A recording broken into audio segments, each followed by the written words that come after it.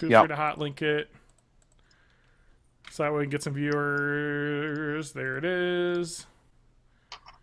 Live stream is starting soon. I'll post it on the Facebook page. There it is. Hey, we're live. Hey, Matt, I got a question for you. Random question. Yes. If you and I were to do a podcast, just you and I, what would it be about? Oh God, I have no idea. I mean, would it be a music cast? I mean, I don't know. I don't actually listen to that much music. no, neither do I. I'm just talking about more like music theory. I don't know. Oh wow, I just accidentally started playing a video and I heard myself from 2 weeks ago. That happens. I don't know. I really liked you guys' Christmas is terrible. I thought I was horrible. No, it was great. From After a listener's perspective, I actually texted Lauren afterwards, and I was like, "I really sounded like a dick. Sorry." I don't think you really sounded like a dick, but I don't know. Maybe I was just being oversensitive. I was definitely way drunker than I thought I was. it's fine. It came out well. I liked how it. Yeah, the whole thing was good. I listened to it back and I was like, Leahy. Well, I don't know about full Leahy, but you're working your way on it. Did you put it on the Facebook page? Do you have access to the Born in the 80s page? I haven't yet because the live link hasn't shown up for me on YouTube yet. Oh, I have it. Are you not a person in it? How do I add other people to this thing? Is it broadcasting? It's broadcasting, yeah. Okay. Oh, there it is. It just didn't show up on your channel page yet. Yeah. Oh, it's there. So we're live. I don't know if we have any viewers. Probably none. Just probably us. They're watching it. But yeah, feel free to broadcast it out. Let people know. I'm going to check levels now.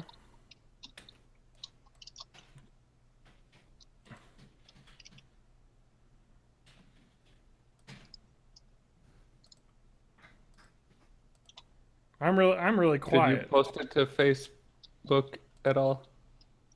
Because I can do that if you haven't yet. That's why I'm... Okay, how do I sound now? I've turned the volume up. TJ, can you talk? Slightly louder. Yes, I am attempting to speak with words that I see in front of me, Matt, but I can can't you find speak? anything good to read. I'm going to speak like this. Share on a page I manage. The page is Born in the 80s. Okay. Posted to Facebook.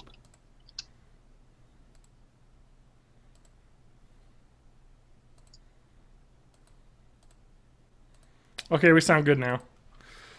All right. Yeah, we do. Well, I usually have my input microphone set at 86%,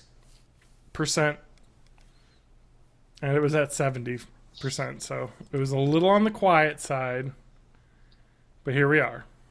Hey, John, did you really tweet recording the first episode of 2016?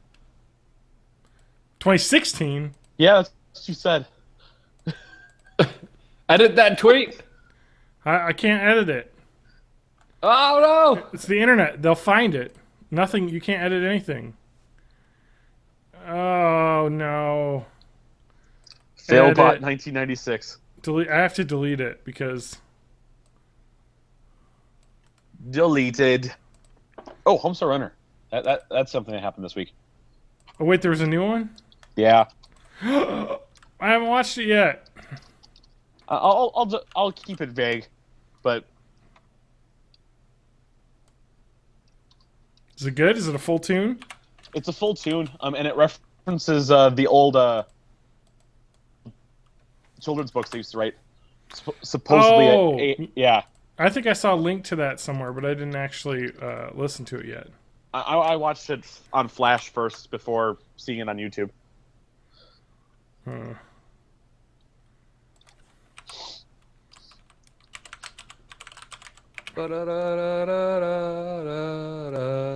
Okay. Now I have properly linked it. Matt, is it on? Are we on Facebook yet? Yeah, I posted Facebook. Oh, you did. I'm gonna share that. I like how it defaults to share it to the same page. No, on my own timeline. Yeah. Show it to the same page. Yes, Facebook. That's exactly what I want to do. Stupid, you ignorant slut. All right. The heck was that? I'm drinking, guys. Me too. Well, I haven't started yet. What but are you it's drinking? In front of me. That bourbon that I tweeted about a couple of weeks ago. Oh shit! What bourbon? Rose something. 4 Roses. Oh yeah, Four Roses Oh, is yeah. great. That's good shit. Yeah. All right, let's get started. Making it last. Welcome to Born in the 80s, episode something, something, something. Oh, there it is. Okay. 247. Welcome to Born in the 80s, episode 247. I'm your host, John Rowe, joined by my co-hosts, Matt Hag. And TJ May. TJ the May. That's fun. We're here. It's 2017, I think, when this episode Holy comes shit, out, right? guys. Welcome to 2017, the year in which no celebrities will die at all. Yeah. You know, I was thinking about that, and I was like, you know what? This is only going to get worse. Yeah. As like, That because we're starting to see the celebrities that were really popular in the 70s and 80s, and like back when TV started getting big in the 70s and 80s. So there's just Yeah. going to be more, and it's going to get worse. There's just more and more celebrities, and eventually it'll be like the YouTubers and stuff. Like, Yeah, I was about to say, just wait till our first 30 YouTube years, celebrities like- die. Yeah. think of how many YouTube I mean, celebrities Boogie. there are I don't know compared if to he how can live many that like, lifestyle. What? compared to how many film stars were like around in the 30s. Oh yeah, exactly. People named film stars. Yeah, like- it's over. There's so many celebrities now. We're all right. connected, man. Let's We're do a quick. smart. Let's do a quick death pool for this year. Okay. Let's keep it morbid. Who's left? Who's left? I'll tell you. all right. I'll tell you who's left, and you're not gonna like this. Betty right. White. George R.R. Martin. Oh, wait. Okay, this is prediction of who you think's going to die. I think he's gonna kill it before he finishes his books. You think he's gonna? All right, that's a bold prediction. All right, so I He's won't got take a someone. whole other book left after the one he's so far behind on now. All right, so I'm not going to take. I think it's not fun to be like, oh, I'll take Betty White or Kirk Yeah, Douglas, the steal of the draft, who is still alive and like 98 or something. He will never die. He will never die. So those aren't fair because they're too old. Yep. So you want somebody who's like in their 60s would be a surprise and sad. Oh boy, I'm gonna say Probably somebody that did coke a few decades ago. I'm gonna say Harrison Ford, and all of the memes of Princess Leia and Han Solo in heaven and shit are gonna be everywhere, and it'll be insufferable. Oh, yeah. It's gonna be horrible. Is Suzanne Summers still alive? Okay, probably. That's digging. That's a deep dive. And the best part about this is that if they do die, then you can blame us. Yeah. All right, Suzanne Summers is 70 and still alive. So Because she was all into the health kick. She had the Thigh-Master, sure, and she was on Step she by has Step. she has a weight loss website right now, a fashion website. She looks pretty good for being 70. So, you know what? That would be a surprise. So good for her. Good. I I've mean, seen good worse. for you. You've seen worse. Okay. I am drinking Evan Williams Single Barrel Vintage Kentucky Straight Bourbon Whiskey. This bottle, Nice. barrel number 58. This is all handwritten in pen on the back. Barreled on 4/16/08, bottled on 6/1/16. So, this baby spent 8 years in the barrel. And now I'm drinking it. That's good. I love bourbon. I think that might be my favorite drink. Does that make me like a... Stone do you think's gonna die first? Which Rolling Stone? Yeah. Yeah, I think it can't be Keith Richards. Mick Also, Keith I don't know. Moon died. Does that count? Or no, Keith Moon's the other guy. No. He's the Who. No. I mean, next. Oh, Who man. else? What Beatle is going to I die think- first? Which Beatle? Ringo or Paul? Which of the remaining two? This Ringo. is more I'm hashtag guessing morbid. Paul. You think because, Paul? like- Is he older? I think Ringo is just more chilled out and like, It's a lifestyle thing. yeah, like Paul's just kind of high strung, and I think that takes its toll over time. Yeah. I could see that. I mean, he had like his wife died like what 15 years ago or something. Like, when did she die? Linda. I don't know how many wives has he had. Well, he had been with Linda McCartney forever. You know, they did Wings together. Yeah. And she died in 1998. She was married from 69 to 1998 to Paul McCartney. Jeez. I know. It's terrible. Terribly sad. Let's see here. How did she die? Breast cancer. Get checked for breast cancer, ladies. That's sad. That goes Men for... can get that too. That's showing you. She was a vegetarian since 1975. That shit does not stop cancer. So even if you think you're eating healthy and whatever, get yourself checked. That's my thing. 2016. It's over. 2017. Take care of yourselves, y'all. It's a tough world out there. 2017. Get yourself checked. 2017. Check yourself. That's it. Does That's anyone it. know, That's it like- right there. That's 2017. Check yourself. Does anyone know what age we have to start getting prostate checks? Because that's probably coming up. Oh, I thought that's 40. It's 50 unless you have risk factors. Then it's 40. Yeah. Okay. And 50s colon. See you in 20 years, doctor. So I think I'll probably get colon cancer screening pretty soon. Let me think about that. This is the worst podcast ever. No, What is we're, the colon cancer screening age? 50, but I think that there's a history of colon cancer in my family, so they probably will do it at 40. I got 10 years. Yeah, they can, you don't really need your colon anymore. They can make a new one. Yeah, can I get a robocolon? Yeah. That's the episode name. That's the It's just like literally the just get your shittiest whole robot digestive imaginable. system. You get your whole digestive system overhauled to be like 100% efficient. It's like a little fusion reactor in there. Yeah, that'd be good though, because that could help you stay healthy too. It'll Yeah. stop the extra fat from getting back in the system. So I have robocolon, hashtag robocolon, but the robocolon's catchphrase is literally, we're the shittiest robot ever made. That's it. I don't know. So get yourself checked, huh? Healthcare Check might be yourself going away, before so you wreck yourself. check yourself before the healthcare gets taken away. oh yeah, I'm So super worried. I would not be worried. I mean, you know what?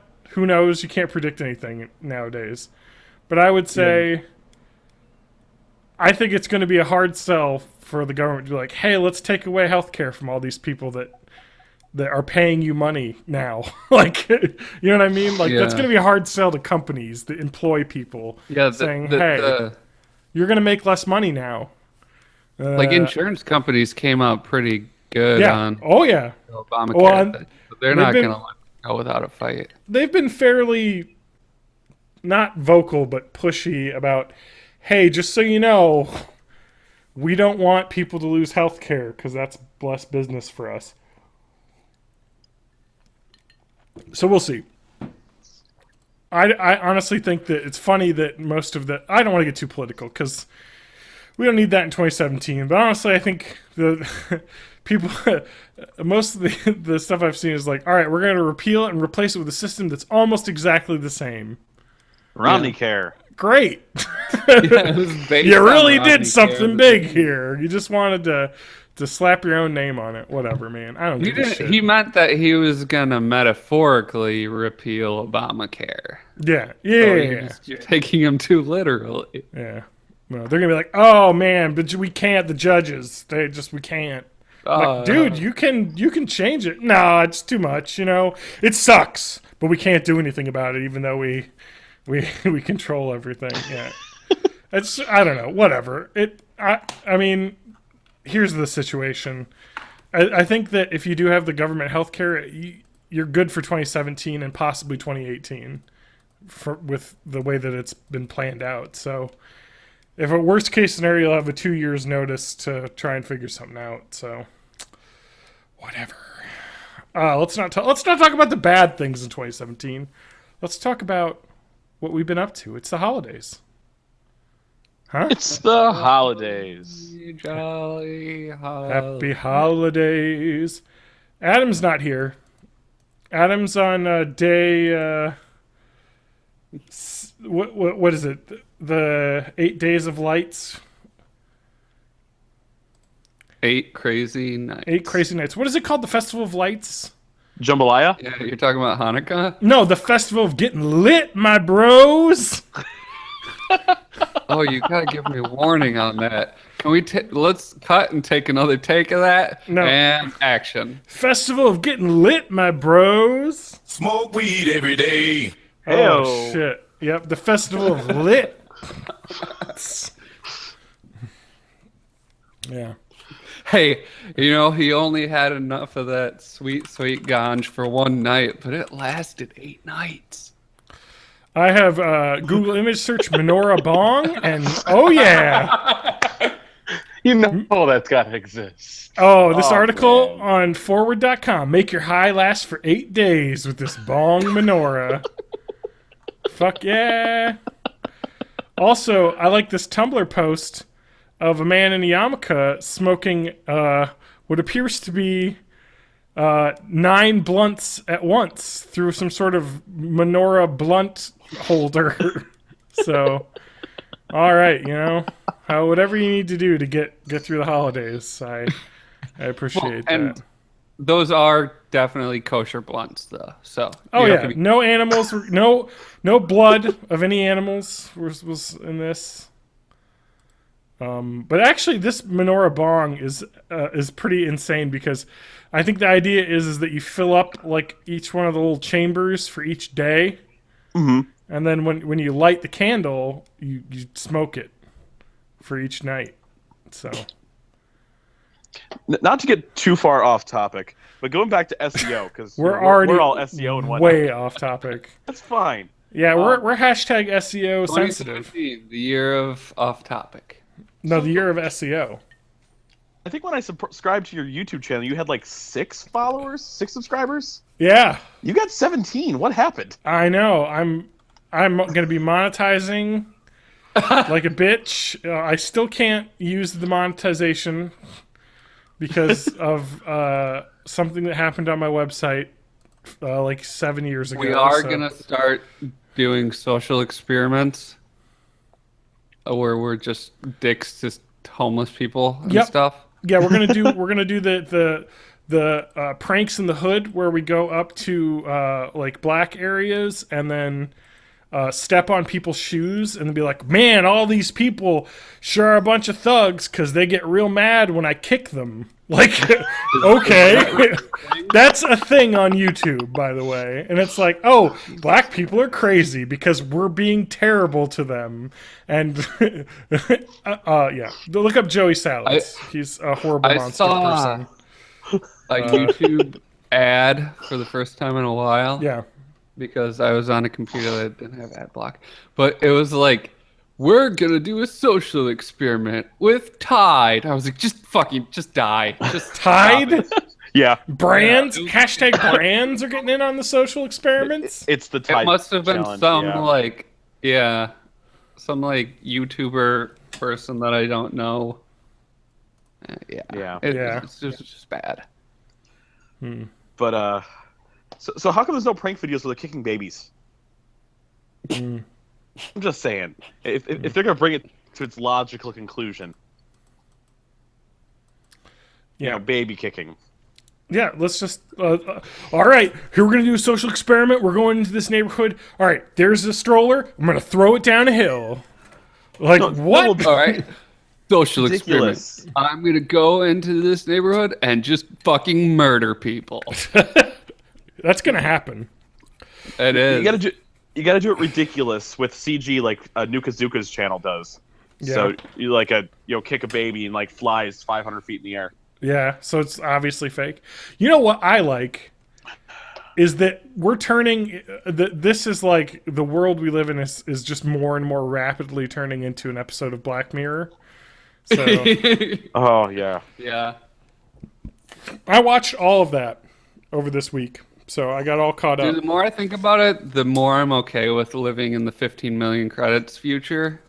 Like, where I'm just in my own little box and nobody bothers me. And you just have to like there's work out on advertisements constantly. work out on a treadmill every day.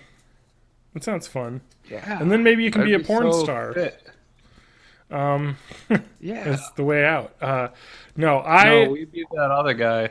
Yeah. Which one? We talk about bullshit. Oh, okay. So. That's true. That's true. We'd be recording a podcast. We'd all meet together and talk about how fucked up the system is, sponsored by the system. Yep. Let's see. Boy, so have you guys watched all the latest season of Black Mirror?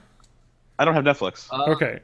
Not all of it. I think I have Fair enough. like a couple episodes left. But if you do have... Oh, really? So you haven't seen the last two. I was going to talk about the last one, which is pretty good. It actually has a lot to do with social media. Episode I saw was that like virtual reality death. Like, oh, really? So you haven't even seen San Junipero?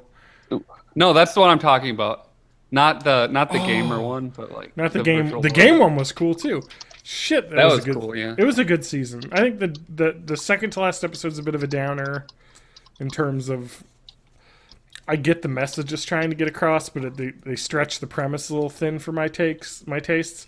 But the last episode in the season kind of has to do with social media and kind of Twitter piling on, shame pile-ons, and deadliness of that. Like, hashtag death to so-and-so, and then those people start dying. And something. I don't know. It's a mystery thing, but it's pretty cool, actually. It's an hour and a half long.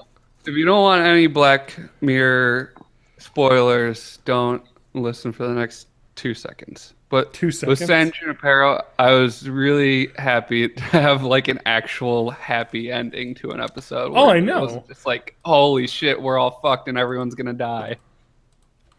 Yeah. I totally agree, because it was like... And I remember people talking about that, and was like, did you have like a fucked up ending for that? It was like, no. We just wanted to tell a really cool story that had a really neat ending. It did. So I want to talk about San Junipero for a little bit. Okay. Matt, let's say that system exists. So, do you do people it? that haven't seen it, yes. This is like a spoiler, but this not is like really a spoiler. Well, we should just explain kind of the basics of what it is. There's no real twists in this episode. It just kind of is all slowly revealed to you, kind of how everything works. So it's not as much of a detriment. So San Junipero is like this matrix that you go into. You can go into it while you're still alive, and then you have the option to just upload yourself as you're dying to just live there forever. And it seems mostly to be like elderly people once a week get a shot to like join up and spend a weekend night partying in San Junipero, which is like a party town. For like whatever your decade was. So this took place mostly in the 80s. Yes. No, that's what's even cooler. And my question is that A, would you do it? Yes, obviously. Hell yeah. Okay. Yep.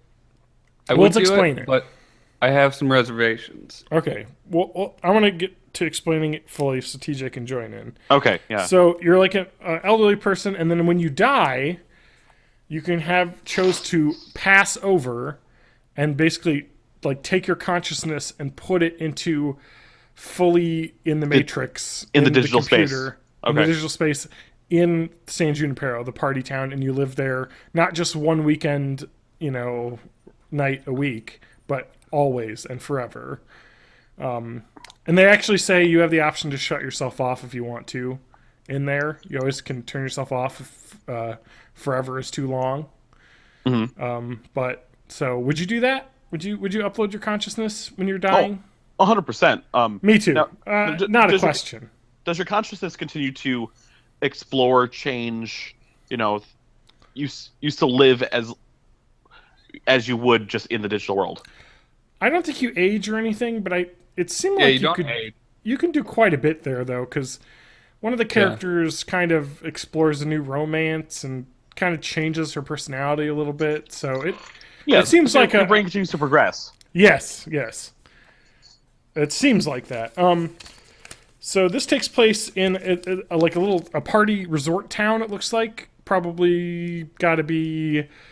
I don't even want to know. Maybe like Gulf of Mexico, somewhere around there. One of those party towns. Because there's kind of a seaside view. Yeah, more like Southern California. Yeah, Southern California or like, like Texas, whatever those beaches are. Like, I forget the name of those towns down there. You know what I'm talking about. Spring break the break ones town that we're kind going of to thing. build the wall. Spring break, woo! Yeah, exactly. So, it's pretty cool. But the idea is that there is the decades that they show off. So, like, the town is themed per decade. You can choose where you want to visit. And so they only show stuff 1980, 1987, 89. What is it? 87. Yeah, right? something late. 80s. I think it's don't 87. remember. So there's 80, 87, 96, and 2002. And like the club that you're shown kind of is themed. Like the music is from that era. The clothes and everything, everyone dresses up like from that era. Like there's like an arcade with video games from that era. They kind of show like Pac-Man in 1980, and then 87 is like the kind of classic like Street Fighter, those early like Outrun. almost 16-bit games like the Sega Genesis era like arcade games. 96 of course shows stuff. 2002's got DDR and all that stuff. What era do you plant yourself in for eternity if you had to pick one of those eras? I know what mine would be without a question. I would definitely go to the 90s. I would listen to grunge. I would wear plaid. I would play like Super Nintendo. Okay. And just I don't know. I'm feeling probably 87. start doing heroin. 87 straight up, TJ. I'm feeling 87. 100%. You give me a super outrun, I'll be fine. Yeah. Well, no, but I mean, like, I think 87 for me is perfect because the music is great. Like, the 80s music for dancing is great. It's pretty carefree, 1996, the music in the club is a little dour. 96 is later. I would prefer like 92, 93. 92? I can get with that. I can get with that because then you still kind of have some of the carefree fun of the 80s, but the technology's a little better. I mean, if I was going to go, I would probably jump to 02 just because, 99 through 02 had a lot of good club music too. Yeah. So I think ideally I'd like to just be able to travel around though. Yeah, I think that they actually talked about that. They're like, did you pick your era yet? Or like which one, so you kind of have time to browse when you're an old person, which one you want, and then you kind of get picked. I have to imagine you should be able to switch between them. Because if you're alive and you can switch between them, I don't see why having your consciousness uploaded, switching between them would be too difficult. But I think 87 or 1980 would be my favorite. Oh, I just love, yeah. Anyway. So let's talk about the transporter paradox a little bit. Okay, what's that? So like the Star Trek transporter, where it destroys you and reassembles you. Yes. And there's this big question of whether that thing that comes out the other end is the same you or if it's just a perfect copy. So if your consciousness gets uploaded, is that you or is it just a perfect copy? So I totally have the answer to this, and it came with a book that I read, and it's called Old Man's War. It's a John Scalzi novel. And he actually explains in sci-fi terms what happens. So the book Old Man's War is an incredibly awesome fucking book, and I recommend any sci-fi fan to read it. It's relatively new. The idea is that when you retire, you can choose to retire or enlist in the military at like age 76 or whatever it is in the 70s, and you get sent up to like a spaceship, and you get to join like the Planetary Defense Force. And what they do is they give you a genetically engineered body that they transfer your consciousness into, so you're like young again. And basically, if you survive your like 10 years of service, you get to live out the rest of your life in this new body. And people are like, well, I was going to die anyway. You know, I give this a shot. You know, and so the way that this works, and it seemed like the most plausible, is that the copy that you have has a working brain inside it. And so what happens is they transfer your consciousness and upload it to both brains, so it's running in both brains. Like it would be like if you had a RAID hard drive where it was running two copies at the same time and everything was connected. And then they connect everything, and then they shut one of them off and they leave the other one on. So it'd be like having both eyes open, or one eye open, and then opening up your second eye, and then closing the first eye. Your consciousness is always around. It's just like a different part. It's like, it would be like shutting off a part of your body. You know what I mean? So that made sense to me. So you never lose consciousness throughout the whole thing. So in San Junipero land, it would be kind of like we hook you up as you're dying, and you're just kind of co-conscious with the machine, and then your body dies. I think that's how the machine consciousness thing has to do, is where you have to be conscious in both systems, and then one of them shuts off, and so it's got to be kind of a Ship of Theseus thing where it's just like slow, like bit by bit, it's replaced until suddenly you're all the way in the machine. Exactly, and you're conscious for the whole transfer. So I think that, like, because I had never thought of it that way before, but when I read that, I was like, that totally makes sense. Like you would just stay conscious while we transferred it over, and then when it's fully transferred over, you're still conscious on both sides, and we shut one down. Okay, you're still conscious over here. You know, it's like making a backup copy that you're uploaded to, and then they turn off the original, but you're still on the backup. And you're like, all right. But I don't know. Who knows? That's something crazy. Yeah, but the transporter paradox is like, when you get like teleported, you're gone. Like, because like, you can't like maintain a consciousness. I actually just watched a video about something similar to this. Okay. Yeah. Minute Physics had a much longer video recently called "True Cloning," like a perfect cloning can't happen. And we're talking about like molecule per molecule, you know, spin per spin. Okay. Is that we can make good enough copies. And we're not talking biological cloning. We're talking about cloning. Okay. Like, true everything for everything. Yep. Like replicator stuff. Yep. Perfect copy violates quantum physics as we know it. The only way to actually make something a perfect copy, we either have to have a lot of exact copies to begin with, have to know exactly what's going in before it goes in. It's not something like we can make a machine two of that perfectly. I won't get into the math of that, even though it actually is not super related to superpositions.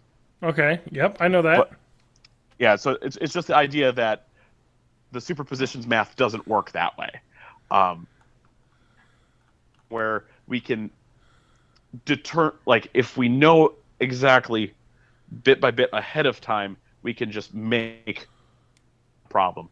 And they talked about at the end that even though that can, you know, put something in and get two out, the idea of that teleportation, where you put something into one, and then something comes out of another, but the first thing doesn't exist, that can happen, doesn't violate quantum mechanics.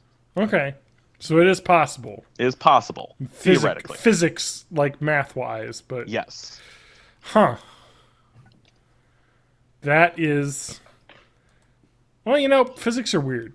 There's so many, like, things that are like, that can't happen, but... all the especially quantum when you get mechanics down to stuff. quantum, like that, none of that just makes sense. I mean, the minute physics actually gets a little bit of the math, but very basic, easy to understand. We're basically just talking about pluses and multiplies, quantum physics. it makes sense in the video because he's really good at simplification. Yeah. Oh man, I love that guy. that shit is yeah. YouTube's got some really cool channels like that. Like Minute Physics. Oh, what was that? There's one I just subscribed to. I know Listener had turned me on to Captain Disillusion, which was pretty cool. Kurzgesagt. That's the one. Kurzig Oh yeah, that one. I love that. In a nutshell, that guy's awesome. Gesagt. Yeah. Yeah. I think his first name is Kurz. Sure. Kurzgesagt. They're like really they're German, so really well produced like animation videos though. Like it's some awesome stuff. There's a lot of people that take part that actually work on that, so it's amazing what they do. Yeah. Yeah. I listened to CGP Gray's podcast, and he did a collaboration with them. And he was talking about how like his videos usually take about a month, and theirs took like 6 months. Huh. John, are you playing Minecraft right now? No, I'm looking at pictures of dogs for some reason. So the thing is that I opened up. A lot of clicking, I opened up. The thing is I opened up a link to look up the name of that thing, and then there was a bunch of pictures of dogs, and that was it. I was goodbye for a while. No, but Goodbye, John. I'm sorry. Let the dogs out. John did. I'm back on our Born in the 80s document. This is the last time we're using it, because then we have to move to a Byte Notes 2017 document. We'll see. Oh no. Okay. Let me talk about something I did. So we talked a little bit about Black Mirror. Did you guys all see Rogue One yet? No. I did. Remember, a month ago, I just saw episode 7. Oh, okay. So you're a little behind. Yeah, quite a bit. But, I know a bit. No spoiler territory then. Fair enough. I want to at least hear your reaction. Well, I mean, not, hot takes in general, but I want to see how you guys felt about it. Because I've heard some things, and I want to hear how you guys. I liked it a lot. It was really cool, and I liked it a lot. All right, what do you think my reaction is? I thought you were gonna hate it. Okay, what do you think after seeing it?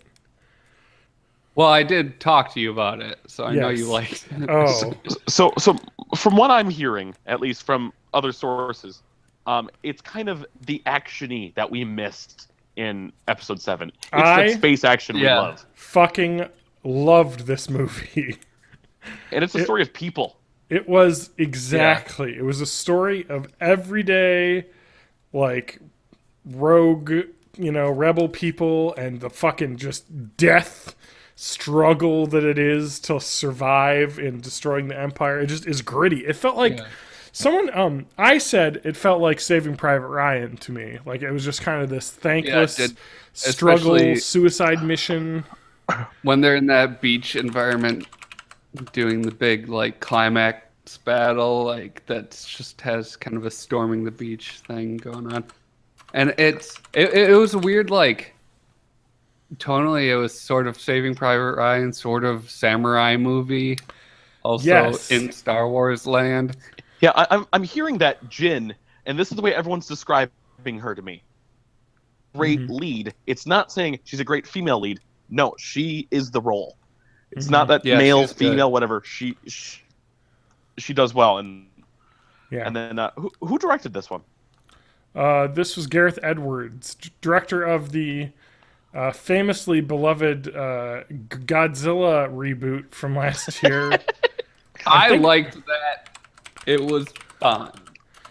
But it did not give me hope for Star Wars. But clearly the guy knew what he was doing.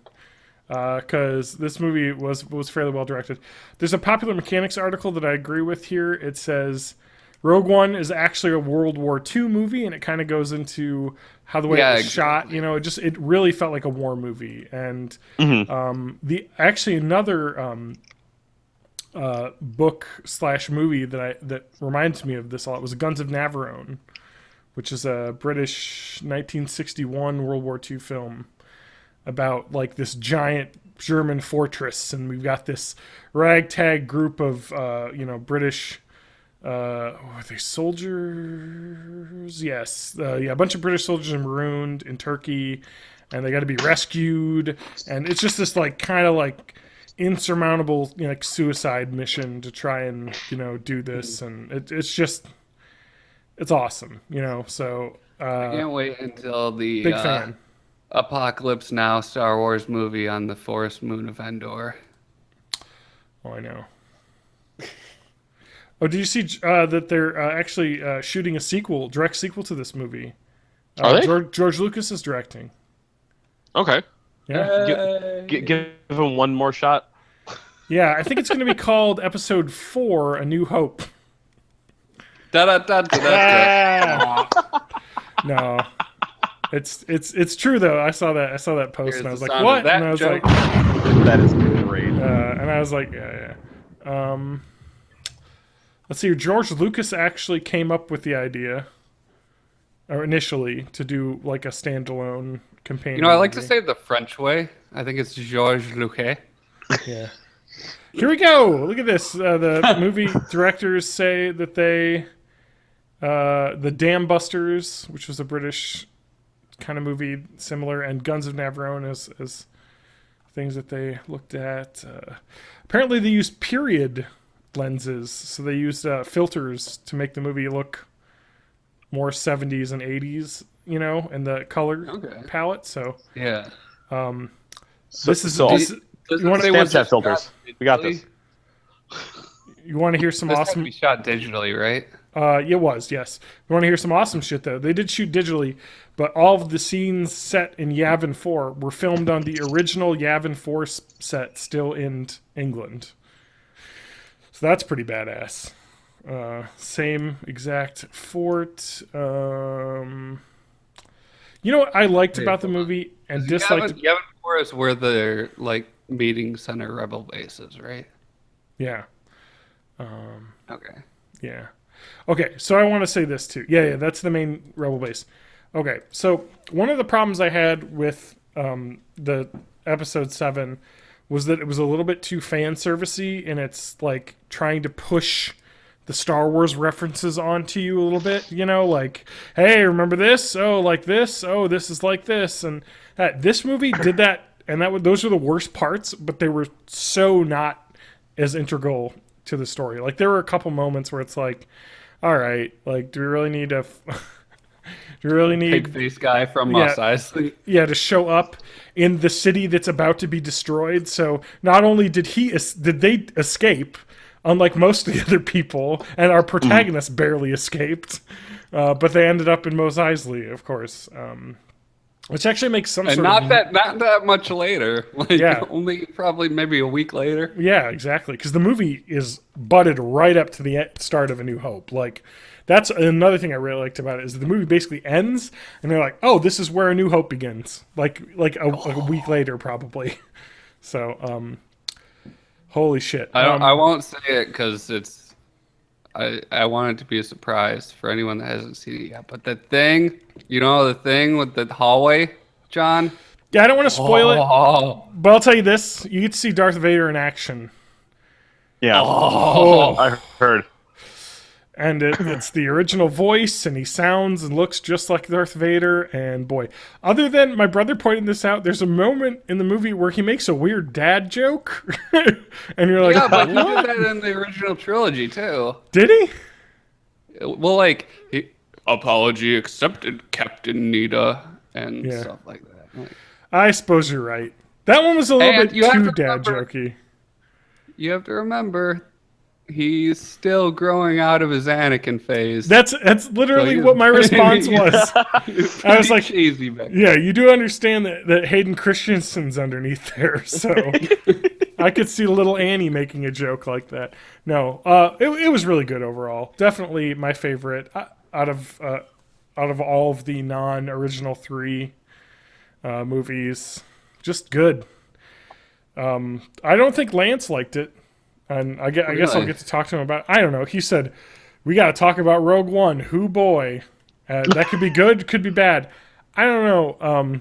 if he likes or dislikes it, but I mean, I So- like his takes on stuff because he's got quite a different lens he watches his movies through.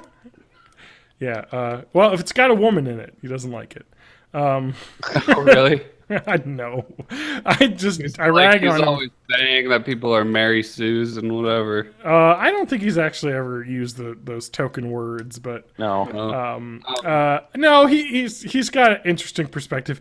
I usually agree with Lance on a lot of things, but his stance on the Mad Max movie is irreconcilable to me. Wait, you because- didn't like it? No, that movie's incredible. Like It I is don't know how you can dislike it. It's close to as a perfect movie as you can get. Like, holy crap. And so it's like, okay, I don't know why he's like way into Mad Max, and so I think he was pissed that Mad Max wasn't the main character and he couldn't get over that. yeah, but there's so much He more to is that the world, main though. character though. Like I don't get why you wouldn't get over that. He is the story follows him exclusively. Like I don't know what you're talking about. He just doesn't happen to be the most ass-kicking person in the movie. It Anyway, happens. It happens. Sometimes there's- you meet somebody more badass than you. There's a lot to that world. Oh my god, that fucking movie is so good. All right, let's see. Think we'll see more of I'm gonna say this wrong. Chirrut Imwe and Baze Melbus in more of the like maybe the Han Solo standalone or something like more of the prequel stuff. Yeah, I'm less excited for a Han Solo standalone. Yeah, I like it when it's new stuff that's not trying to like horn in on like I don't know, nostalgia. It's like, oh, we're doing our own. That's what I liked about this one. It was like literally we've got our own really cool war story we want to tell that kind of ties in with stuff that's happening. But oh, the other thing. So the CG Grand Moff Tarkin was weird and kind of gross, and I didn't like it because it I really felt that way in the first scene, but by the time Maybe you second just time got it used showed to up, it. I guess I was used to it, or I was invested enough in the movie that I Yeah. just didn't notice it or something. Yeah, it was definitely noticeable for me, and I was like, they probably should have tried to do this a different way. But whatever, it's the way the movie is. It makes sense. He was kind of the big cheese around at that time, so. But he's been dead for a long time, so I don't know. Yes. I guess they couldn't write their way around it. Let's see. No, but the.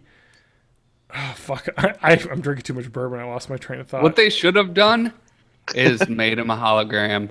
Yeah, they could have like, done that. He's They could have done calling, that. that would have covered up so many sins. So Like, it's totally. They could have even coached it as, "I will be arriving in a week." Like, give me a status report. Like, and it'd be like, and then he's like, "Oh, well, you don't need, I will claim responsibility for my Death Star. exactly." And you could do that over the thing. And he's like, "You're not even here," and he's like, "Well, no one Yeah. will know that, shortly." So, yeah, it. Yeah. Oh, I'm sorry, but one good piece of nostalgia I totally remembered was when they have the final space battle, which is one of the best Star Wars space battles in a long time. I'm talking like Battle of Endor style, awesome, just Death Star does show up, but like just the battle of Star Destroyers and Imperial versus Alliance, just dogfighting, just awesome. Like, oh, that's like my favorite thing as a kid. So seeing that done well and big, because there wasn't really much of that in Force Awakens. There's a little bit, but holy cow, they had shots that were unused from A New Hope of Biggs Darklighter, and I can't remember Gold cockpit One. stuff. But anyway, Gold One and Red Leader, from the original series, like A New Hope, who die at the Death Star. They had clips of them being like Red Leader checking in, Gold Leader. And it was like, oh shit, that's the original people. Like, but they would be there because this was, a couple weeks before that happened. Yep. Like they were part of the Rebel Alliance, and seeing them, it really kind of hit home. I got a little misty eyed because I was like, oh man, that they're gonna die soon. Like shit, this is their successful mission. That brought it back for me. Seeing the unused footage reused was pretty cool. So I don't know. Great movie. My parents loved it too. They saw it as well. So Yeah, that's a I saw it with recommendation. my dad. I was So- going in and I was like, "Don't. This is its own separate story, so you don't have to remember anything." 'Cause like he's seen a lot of the other Star Wars movies, but he doesn't like think about it ever, so he doesn't retain it. But this was the one that I could go in like. There's the fan service, but you don't have to know any of the stuff around it. It's its Yeah. own self-contained story, and he Yeah. thought it was awesome.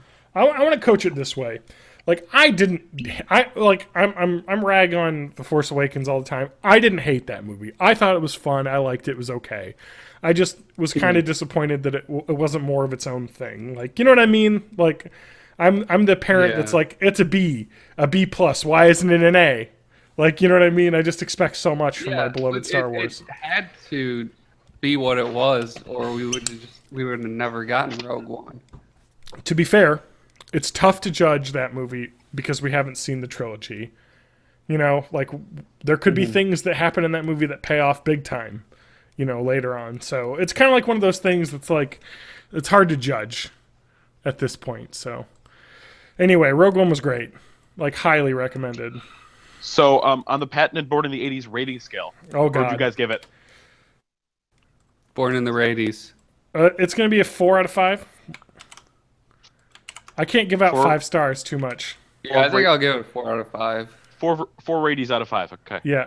I think my brother made some good points when I talked to him after the movie. He was... this kind of had the same problem Force Awakens was, where there isn't really a chance to let anything breathe, you know? Everything's just moving, which kind of is forced by the plot mechanics, you know? They got to do this, like, right now. But it does... There's not a lot of, like... They're missing one scene in the ship where everyone kind of gets to know each other a little bit. Just if they had that one scene, I think it would have been like a lot more perfect. But I loved it. It was great. So small nitpicks, but it's a 4 out of 5. It's not a perfect movie, but it's great. Like one of my favorite Star Wars movies. I agree. Loved it. Okay. Fuck. Christmas happened. Huh? What's your guys' Christmas haul? Hashtag Christmas haul. Oh, Um, I'll start. I I'll got- start. Okay. you go ahead. So, let's see. What did I get for me? It wasn't a lot. I got Rock Band Rivals. Well, Okay. technically, I got it as a vendor gift, and I'm like, here, wrap this up and give it to me. So I already got it for free for work. Nice. And I didn't have ideas for people to get things for me, so I just like, Yeah. hey, wrap this up for me. And then Yeah. I also bought T-shirts for myself that I had wrapped up for me as well. That's kind of what happens when you become an adult, you know? You just kind of... I should have got socks. I need socks. I love socks. New Yeah, socks. I got awesome. socks. I got T-shirts. I got a very nice, big and tall like dress shirt with like Egyptian cotton, like super nice, fancy dress shirt and an extra long tie from Lauren. Yeah, I got clothes. I got a little mini basketball hoop, Milwaukee Bucks from her parents, and a tool set, which is pretty cool. Actually, I was like, I need more tools, so now I can fix more things and be a man. I love fixing things. Do you guys like fixing things? I Yes. do. I like fixing Oh my things. god, when like Even the faucet's just clogged, I love like just getting in there, using a plunger to like clean out the hair that's gotten stuck in there, and then it like drains. I'm like, fuck, I did it. I'm a man. I fixed the drain. I did the thing. I did a thing, or a door is coming off its hinge, and I can replace the screws. I'm like, yeah, that's right. Door opens better now. I'm a man. Replacing a taillight light bulb. Yeah, There's a stuff video like on that. YouTube how to do that. Nice. That's how everything is now, though. When I Yeah, think of my dad fixing shit in our house growing up, I'm like, how did you do this? Like, I'm Last like, winter, yeah, my go. car door, like the locking mechanism, froze into like the latch position, so my door wouldn't close when I was slamming it shut. So I had my phone. I was looking up on YouTube. I looked up the like make and model of my car and frozen door latch, and Yeah. it was oh, just go in here, put a pen in there, jam it this way. How would I have done this? I like I would have had to leave my car unlocked overnight if I didn't have YouTube. It's crazy because like when I look up to fix something, I immediately just Google it, and then I either get like a step-by-step instruction with pictures or a YouTube video of somebody doing it, and I'm like, all right. That is one thing to kind of consider about our world nowadays. It's Yeah. not necessarily about how much information an individual knows. It's how quickly we can parse and get the right information Yeah. from the infinite knowledge of the internet. Yeah, yeah, Mm-hmm. Information. It's not necessarily all true. So Yes, getting exactly. the right stuff Yeah. on the internet. yes. That's kind of like that's kind of like I was just thinking like we're kind of in a post-truth world now, and maybe that's part of it is that we don't have things that we learn in books and keep to ourselves.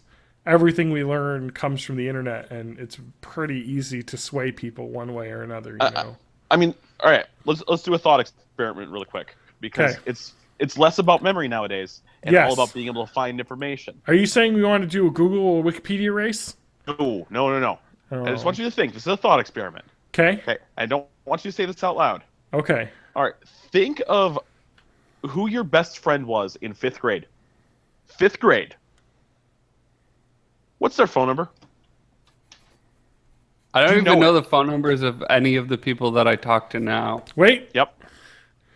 I'm Facebook friends with this person. I'm not saying to find it. I'm just saying, do you remember it? Because back when we were younger, we remembered everyone's phone numbers. I will tell you this. Yeah. Is that I don't remember 5th grade, but like maybe 7th or 8th grade. Yeah, If I 'cause you do a wanted lot to more call calling up, if I wanted to call up so and so, I knew that number by heart, and I would dial it. Like, I would just get on the phone and dial it. I doubt that he has But his think about phone number. how much Of course. space that was taking up in our brains. Now we have all that extra space that we can devote to like neurosis and existential dread and feelings of hopelessness. That's right. Matt, let's do it this way. Do your parents still have the same phone number when they were from when you were younger? Yep, Yeah, me Okay. too. I remember that one. Yeah. I'll never forget. All right, TJ, I got a question for you. Yes. Christmas in retail. Is there a story behind that? Because I see some text there. Best wanna hear this. holiday or best Oh. this holiday? I want to hear this story. Oh, I fucked that up. let's. I mean, I didn't have a specific story, but now I have a specific story, so we'll talk about this.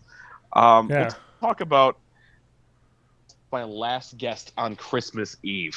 Yeah. Now, when you say guest, what you really mean is asshole, right? Well, what you really mean is customer. I don't have. I don't. You just have guests employees. that I have give you money associates. in return for goods and services. Fair enough, but Customer. that's not my only interaction with them. I do try to be genuine. Of course. Yeah, So, yeah. Unless genuine is rage, and Yeah. that rage kind of basically perspired from myself for like the next 2 hours after close. So I had a quote unquote guest, which I hate when people say it that way because it actually is quote guest unquote. Exactly. There we go. So It's like when people are bragging and they say they're humbled. yep. Yeah. But anyway, so basically, it was this lady. I believe it was her like adult son, who kind of looked like the kind of guy who you'd pat down to make sure your wallet's still there. Right. I'm really not stereotyping, but he just had. I had this feeling. Well, emanating this from is him. Illinois we're talking about. This is so- Illinois we're talking Yeah, about. it's someone who lives in Illinois, so immediately And- they're a criminal. And my GameStop is right next to the city. Okay. It's practically Chicago now. And then her 3 snotty kids. I think 3 kids. There's Yeah. at least 2, but they were all whatever. So they bring 2 bags worth of stuff. It was To 2 trade in? to trade in. Of course. This is the last 40 minutes I'm open before I'm closed for Christmas Eve. Yeah. 2 PlayStation 3s. Between the 2 systems, now we need all the stuff to take this. Okay? Between the 2 systems, we have 1 controller. That controller doesn't have an L1. Like, it's gone. Physically gone. And a little bit of the shell is cracked. We have 1 power cable and 2 HDMI cords. That's it. No chargers. Uh-huh. No nothing. Nothing. We have a bunch of boxes of new accessories that looks like they just got like the day before. That it appears it was accessories that were probably nicked or stolen from GameStops. That apparently, no, Grandma bought these things for them for PlayStation 4s that they don't currently have. All the price tags gone. All of them actually ripped open in a way that looks like we just wanted to show that they were open, or they got too excited at Christmas, so we're kind of ripping them out. Yeah. But not really. All the stuff was perfectly in the case, just the box was ripped. Uh-huh. And I want to say maybe 5 or 6 PlayStation 3 games, all disgusting. One of the PlayStation 3 systems had a melt mark on the bottom. Ugh. One of them was just coated in dust. Yeah.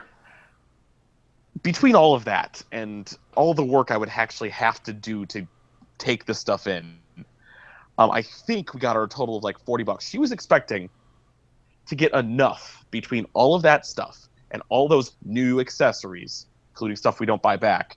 Yeah. So take advantage of our buy 2 get 1 free pre-owned sale and buy 3 pre-owned PS4s. Why do you need 3 PS4s?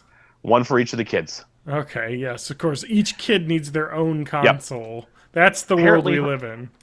Her adult son said that, before they came in, said that, they'd probably get $100 for each of those PlayStation 3s. Uh-huh, nope. And probably about $200 for all the accessories and games. Nope. No. With the stuff I was able to take, it was like $45. This is like the kind of stuff that happens with... And apparently I ruined her Christmas. Mm-hmm. Oh my... It's kind of one of those things that's like you're planning a Christmas around pawning stuff, basically. You know what I mean? Like you're planning...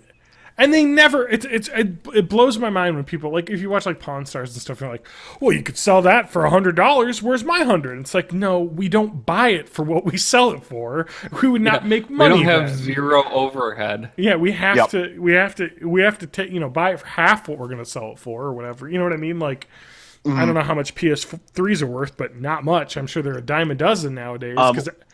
We buy them depending on the models. If they're in perfect condition with all the cords. Yes. The old fat models are like $15. Yeah. Up to $55 depending on the hard drive. Yeah. It's just kind of like it's like if you wanted to trade in your PS3 and get money for it, you should have done that 3 years ago. Yep. You know, like now Exactly. there's so many used PS3s, they're not worth very much anymore. They're not. And this lady took all their stuff back and she's like, well, my son thinks that he can get more through ways, and Okay. I don't even want to know what ways those are. But I'm selling them on yep, good luck to you.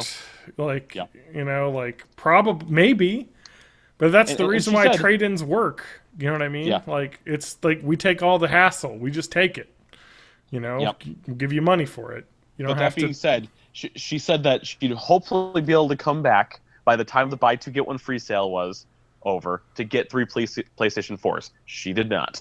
I think she's been in the store since, but I can't believe you don't offer that much. I'm like, this stuff is disgusting. Uh-huh. Disgusting. Uh-huh. Honestly, if I had to choose, I wouldn't take any of this. Uh-huh. Any of it. People. Yeah, I know. I'm glad I don't have a job where I work with people anymore. I'm reminded I couldn't handle it. of the classic movie Men in Black. Mm-hmm. Why don't we just tell people this stuff? People are smart. No, a person is smart. People are dumb, savage animals. Mm-hmm. You know That's what? not the exact quote, but it's I've got an incredible I'm segue. reminded of a quote from Mallrats. The customer is always right. No, the customer is not always right. The customer is always an asshole. yes. That's right. Oh, let's see here. Except here we for the go. customers at my place of business. We love you guys. Let's see here. I've got a quote to segue into something that I wanted to talk passionately about. Let's see here. This is a great segue. Oh, so you're talking about, other people always seem to be really stupid. But this is an Oscar Wilde quote, of course. Most people are other people. That's a good quote. Most people are other people. I want to talk about the movie Other People, which I saw. That works. Good job with that. Yeah. Other People. Hold on. No, okay. Can So I, Other People is a movie by here we go. Segue of the Year 2017. Oh, coming Colin. out of the gate strong. Well, that's the best one so far this year. Yeah. So Other People is a movie, came out in 2016. It's directed by Chris Kelly, who is, I think, maybe currently co-head writer of SNL. Anyway, it's an incredible movie. It's got a lot of good people in it. Jesse Plemons, who you may remember from Breaking Bad and Friday Night Lights, the main character. Molly Shannon, Bradley Whitford, Zach Woods. A lot of fun comedy people in this movie. Let's talk about this. Have you heard about this movie? It's on Netflix now, which is why I bring it up. Nope. I've only kind of heard of it. But... So it kind of was big at Sundance. It opened Sundance, won a bunch of awards at Sundance. Incredible. So, Like, so they theatrically released it for a fall campaign, so it could possibly be making Oscars, which I think it deserves. But I don't know if it will because it's such a small indie movie. Like, I don't know. Because if you've learned anything about hearing more about the Oscars, it is you get Oscars because you have a studio behind you selling people on voting for a movie, basically. So basically send copies to houses. They'll buy billboards. Exactly. So I don't know if that's going to happen with this because this is quite a small production. It is a movie that's biographical about Chris Kelly and his life, and the plot is this is the movie built for John right now. So the plot is that David, a 29-year-old gay man who also is a comedy writer in New York, has to move home to Sacramento to take care of his mother, Joanne, who's in the advanced stages of leiomyosarcoma, the cancer, which I think leiomyosarcoma is blood cancer? Smooth muscle connective tissue cancer. Anyway, bad cancer to have. So he comes home and he moves to Sacramento, which is a smaller town than New York, and his family is a little bit conservative and mostly accepted, but his dad never really kind of got over it, and it's kind of a thing. And the movie takes place over the entire year that he's there, and you kind of see Molly Shannon, I think, could possibly deserve some sort of nomination for this because she's incredible in this. And she kind of goes through chemo and decides to quit chemo, and it kind of goes through the end, the inevitable end. And it reminds me a lot of an Alexander Payne movie, where it's kind of darkly funny, but also very kind of sad in the same way. It reminded me a lot of like About Schmidt, about a character losing his wife and then going on the road trip that they were going to have together anyway because they had it planned. But it's just such a good movie. And it's so good to see like a movie where one of the main characters is just a gay man and it's not about that. You know what I mean? That's just his life, They don't make a big point of it. There's an argument with his father over it, but that's boiling over because of what's happening to his wife and his mom, Like it's just, it's on Netflix. I recommend checking it out. You will cry. Because it's just so good, and the acting is so good in this. And I think Jesse Plemons, I really like him a lot. You may remember him from Breaking Bad as that weird guy that gets hired who is kind of scary and murders a kid. I don't know Oh, if that that's a happens. spoiler, but anyway, I love it. Like it was really good, and reviews are good. It's so good. And I read it. It's basically autobiographical. Chris Kelly, the writer director, this happened to his mom, and he's from Sacramento, so that's pretty cool. Pretty cool. So I don't know. I just wanted to recommend it. Michael Gross starred in a movie called Atlas Shrugged 2: The Strike. Oh no. Don't ruin Michael Gross for me. I just want to talk about how much I love this movie, and I hope it gets nominated for Academy Award, at least for Molly Shannon and maybe Jesse Plemons, but it won't. because that La La Land movie will win because it's Because it's a LA. movie about making movies. Exactly, because those are the movie. It's either Holocaust being an or a movie about actor making is movies. So hard. Oh man, isn't he so charming? I actually saw a really interesting article talking about how he's like the worst actor, and Who? the main character from that, Ryan Gosling, because he plays Oh, really? basically the same character in every movie, and the fact that he doesn't like have a lot of emotion in his face, people think that he's like, oh, he's mysterious and deep, when it's just like, no, he just doesn't act very He's much. really just not a good. He just doesn't have a lot of emotion. How do you Which- think which- he'll do in the Blade Runner movie?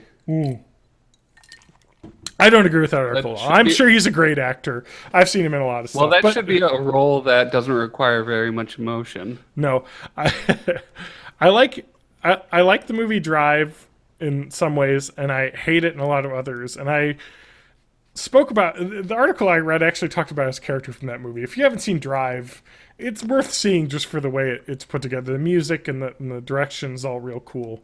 But his character is basically like an autistic serial killer. Like, he doesn't talk to anyone. He stalks this lady who has a boyfriend, and then like murders a bunch of people. It's like, what is this? How is this the good guy? He never talks, and he just murders people like gruesomely. Yeah. Anyway, that movie's weird, and I'm sure La La Land will win every award because it's a movie with remember when the Academy Award went to The Artist for Best Picture that no one has seen since because it's not a very good movie, but it was a throwback to the silent film era, so it was delightful. Ugh. The other I- people that vote on the Academy Awards, they love stuff that's about them. Well, people voted for Trump, so other people are real Well, dumb. it's a very specific group of people that vote on the Academy Awards, and they're all part of a very specific Hollywood club, and they love when movies talk about them. Oh, I know. It's really weird. Or when movies talk about an issue, like Yeah. the movie Milk, which was about a gay character, and that's a really good movie. But also, Yeah, it is. you know what I mean? Also, maybe there were better movies that year. But don't because it was think about so. a tragedy. So don't I know. haven't seen Milk. Is that Dustin Hoffman? No, that's Sean Penn. Sean Penn. That's right. Okay. You're forgiven for making that mistake because it's a mistake I've made for decades. All right, here we go. Sorry, go. I was gonna say they're both very good character actors. So Yeah. This blows my mind. The Artist won Best Picture over The Descendants, which is a fucking incredibly good movie, and it's definitely the best picture from that movie. Not to mention I'm an Alexander Payne fanboy, but that's one of my favorite movies of the last 5 years. But it beat that out. It beat out The Help, which is all right. It's a pretty good movie. Midnight in Paris, which is a very great Woody Allen movie. Tree of Life. I mean, it beat out a lot of really good movies. Terrence Malick movie. I mean, come on. The Artist. No one will remember this. Anyway. Well, and a couple of years ago, Birdman, it was a very interesting movie and it was good, but It won because it was about capital A actors and the craft and the Yes, sacrifice. it won because it was like, oh, we make real movies, not your superhero movies. And it's like, okay. Yeah. Like, I like that director, especially The Revenant, which definitely maybe didn't. I haven't seen that yet. Did that live up to the hype? I don't know. I don't know about that. It was a great movie. Okay. Oh, Golden Globe Awards. I don't give a fuck All about right, that. going back to Academy Award being bullshit to begin with. Yeah. That one year that Lord of the Rings: Return of the King won like everything. Who Yeah. won Best Picture that year? Yeah. I don't Because know. I don't think they did. They won everything else. Let's Maybe see except here. for Best Actor, Best Actress, but What And movie that's just? that's another thing. Like Return of the King won so many awards because none of the Lord of the Rings movies had won anything up until then. Yeah. And the Academy always has this kind of like award debt. Well, they'll be like, "Oh, I'll give you this award for this movie because we snubbed you on this other movie," and it's never about the current year. It's always like making up for some past thing. No, Lord of the Rings won Best Picture for the last movie. It was making up for all the years. okay.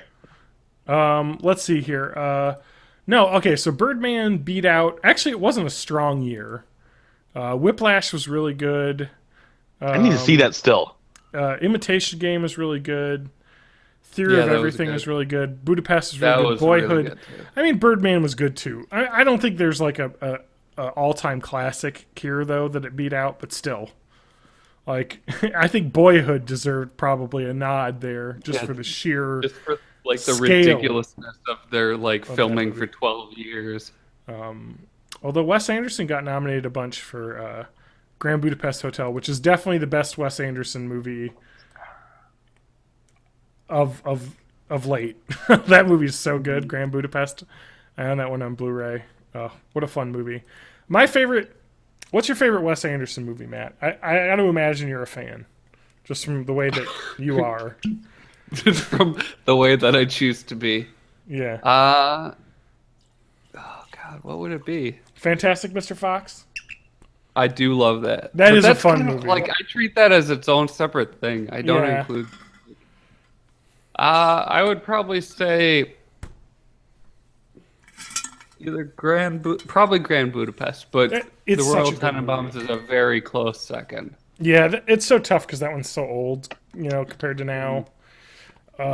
Yeah, I love Grand. My favorite is probably what's the name? Moonrise Kingdom.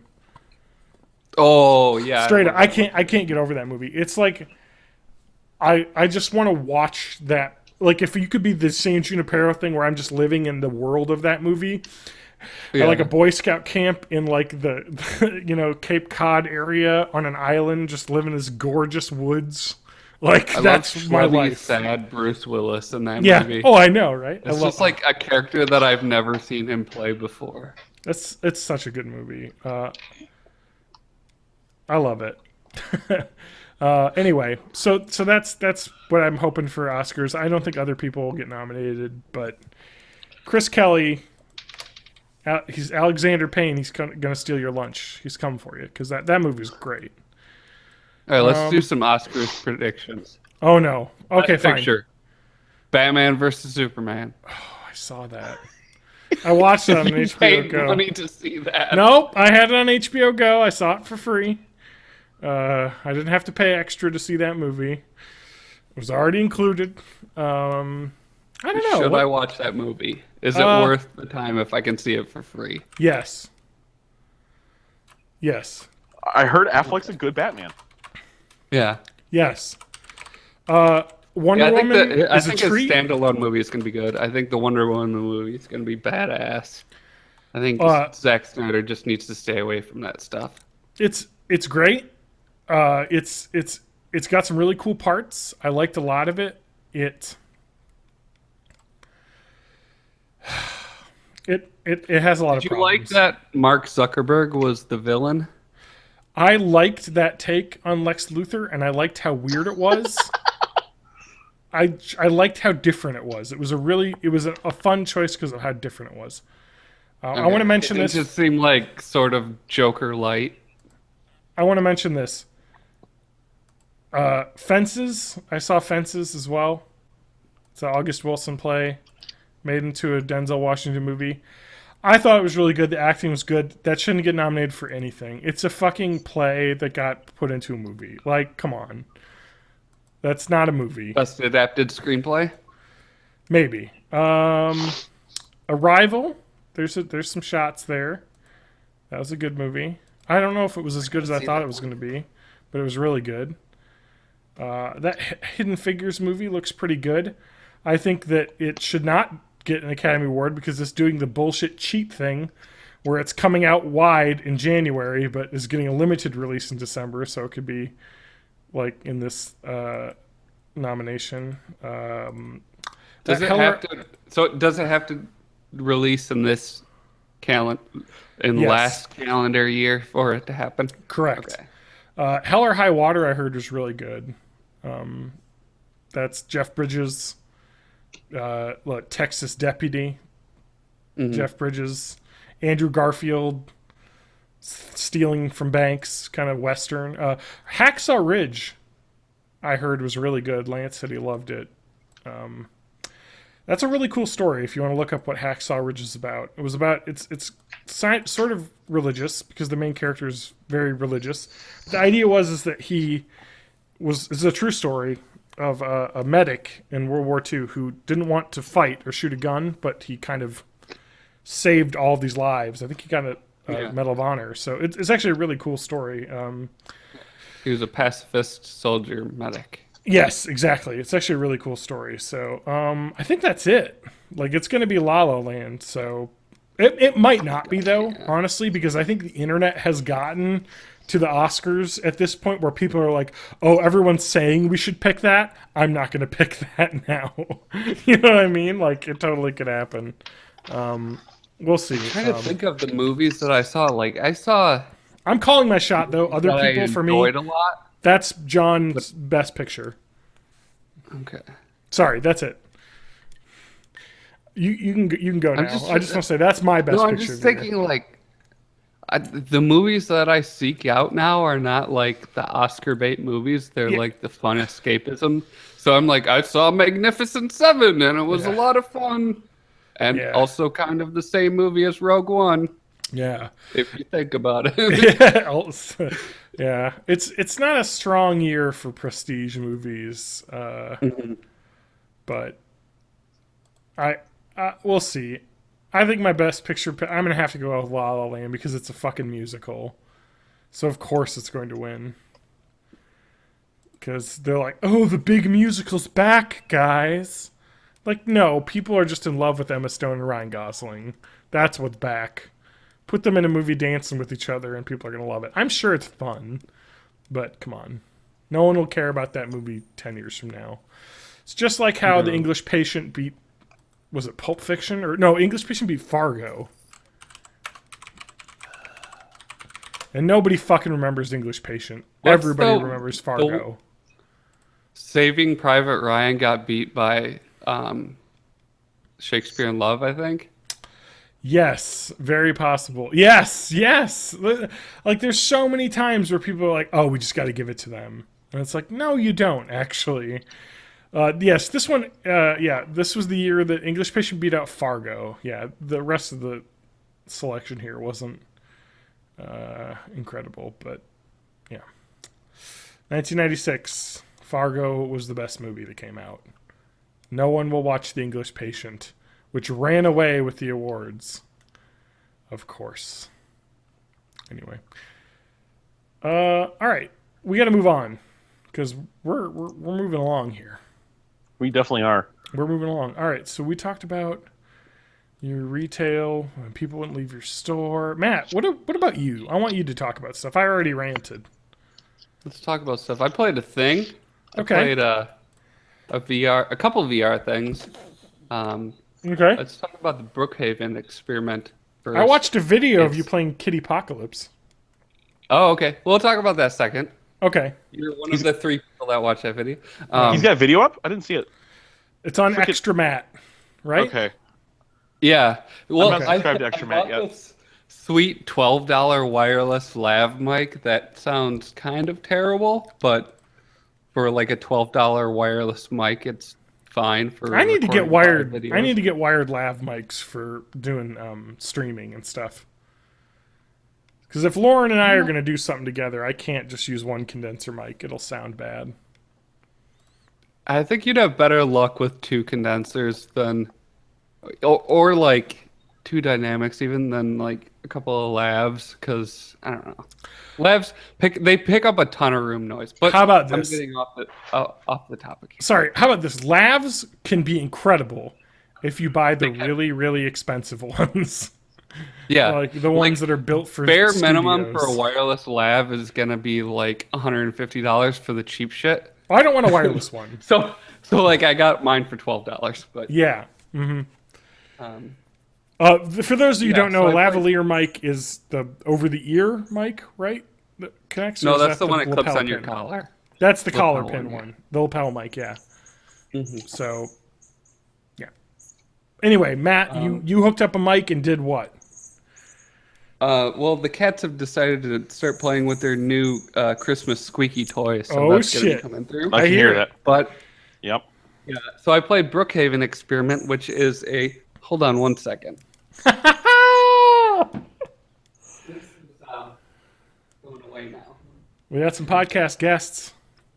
No more fun. You slept all day and you woke up for this moment. Yeah. Good job. Okay. It's a wave shooter, kind of a zombie survival wave shooter thing, and it is kind of terrifying because you have these like 9-foot tall zombies coming at you, and they look like 9-foot tall zombies coming at you. Yeah. But it's kind of like strange how quickly you get used to that, and Yeah. you just accept, like, this is my world now. I have accepted that is just something that I'll accept. I think that's a problem with like VR and a lot of things, like especially with VR video, is a lot of times it's like Yeah. I'm being surrounded by 7-foot tall giants because the POV always seems like too small. You know, like I don't know what that is. I've noticed it. Yeah. Well, in this it was to scale, so it's like these are supposed to be these monstrous giants. Okay. But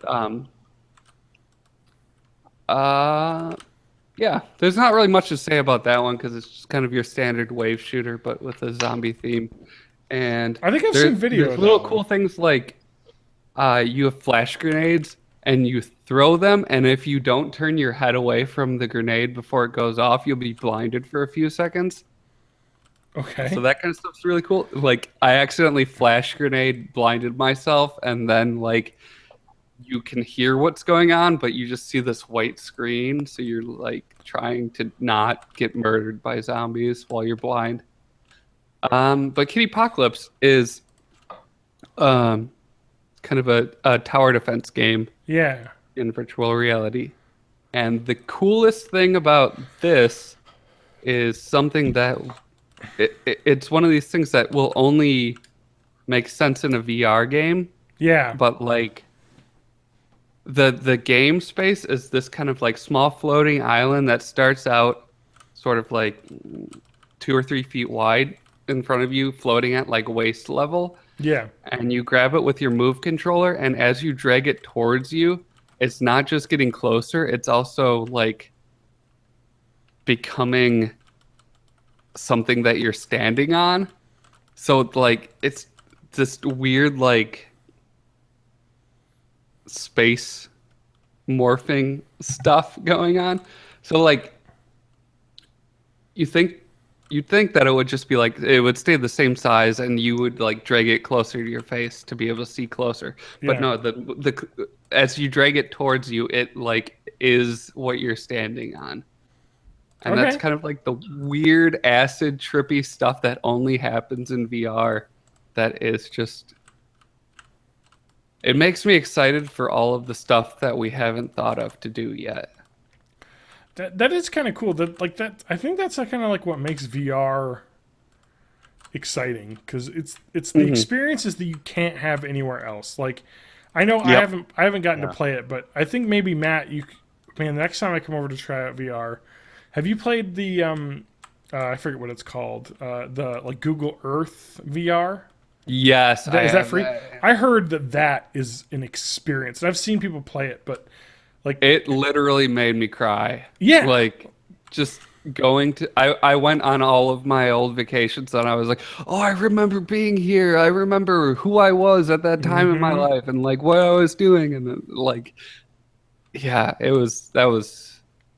was a something I was not prepared for when I was like, oh, I'll yeah. just play with this new Google thing. I remember when I went to, we went, so Lauren and I went to Mackinac Island, and I proposed, of course, there, and we're getting married now and whatnot. It was just a really kind of a romantic trip, and I have a lot of great memories from there. But like when I went to Google Earth and like did the street view and like was able to like just go down the streets that we spent like our days bicycling on and going to all the shops and just like being able to feel like you're there was like incredible. And like this is like another level. Like you can just like God mode over the world. Yeah, you just basically. the laws of physics don't apply. You can just like make your own.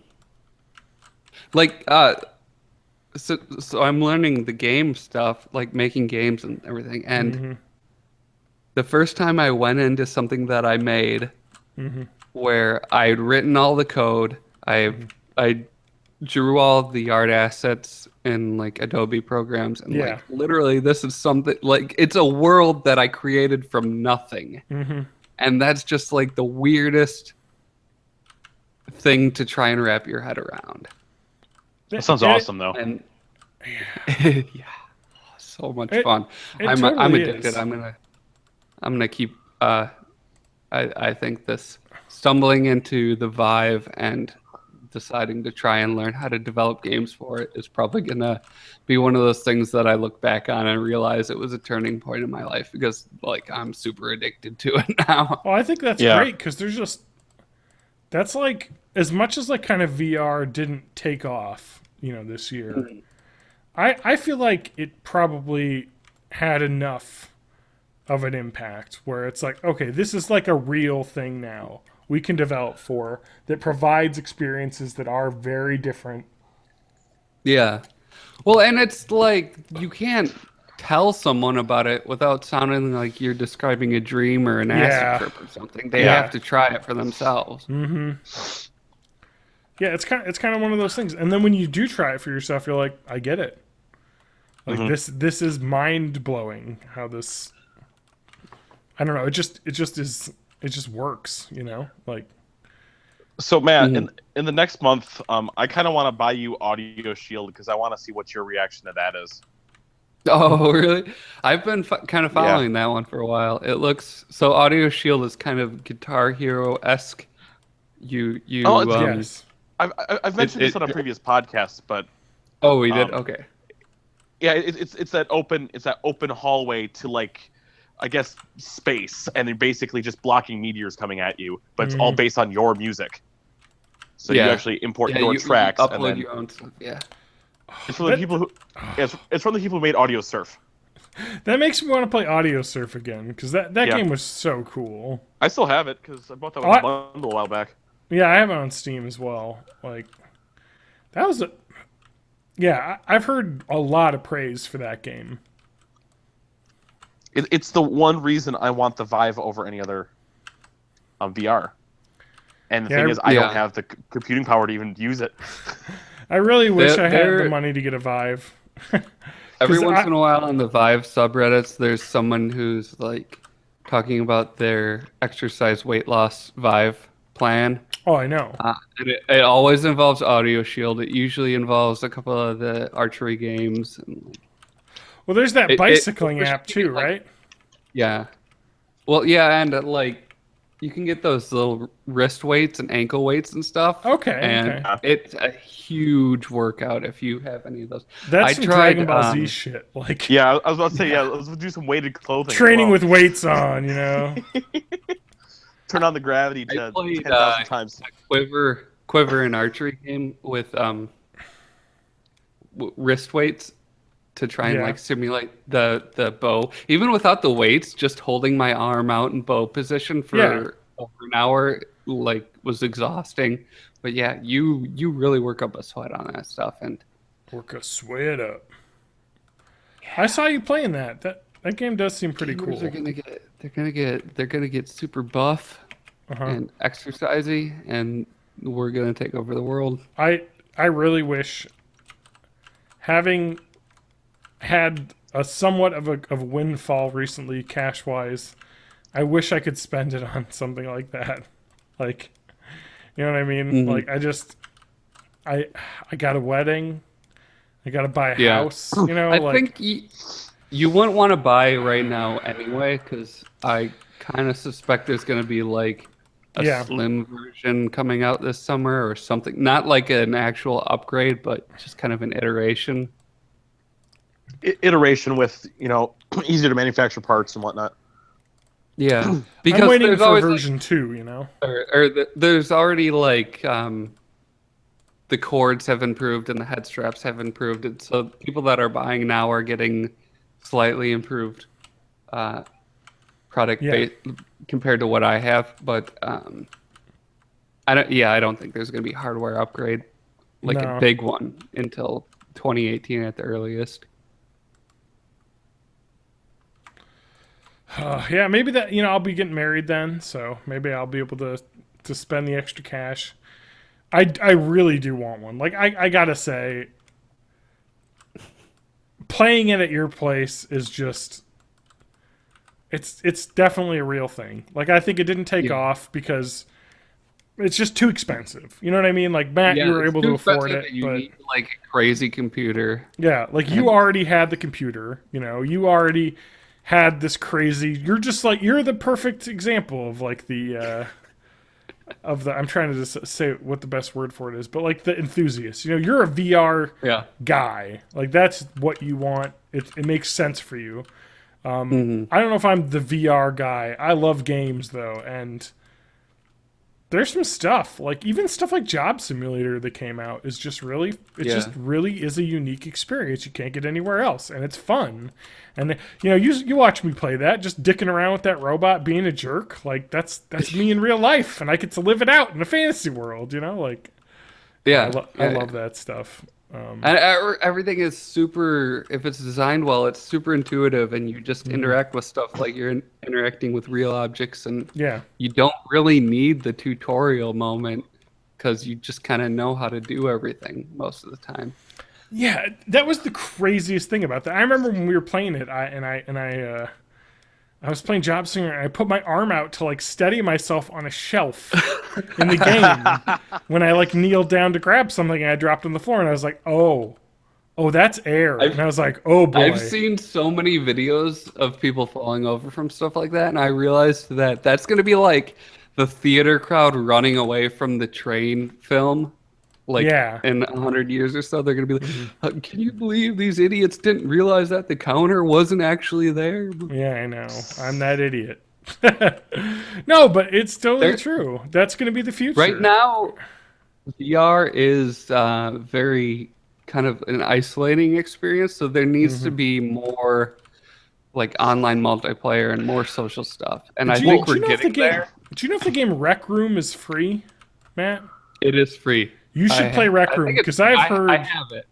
Yeah. I've heard nothing but incredible things about like how fun an experience that is. Like I think you play paintball in that, and Yeah, there's paintball, there's a weird variation of soccer, there's I heard there's just a really weird like just like Right. room that you like Like, you hang can out play with other charades. people. Yeah.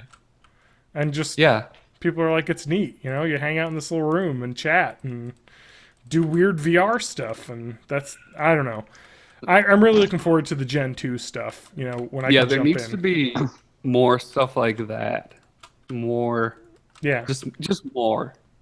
Just more. So, all right, well, since we're already on this topic, I want you to talk about the list you have here.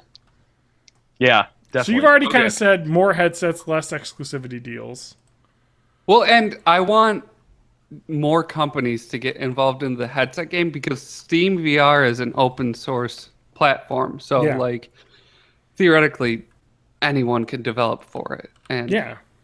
I would love to see a lot more competition there just to like get the performance up and the prices down but I really want to live in a post-exclusivity world where everything just kind of works with everything else, and you buy whatever hardware is the best without having to think about which games are available for what thing and blah blah blah.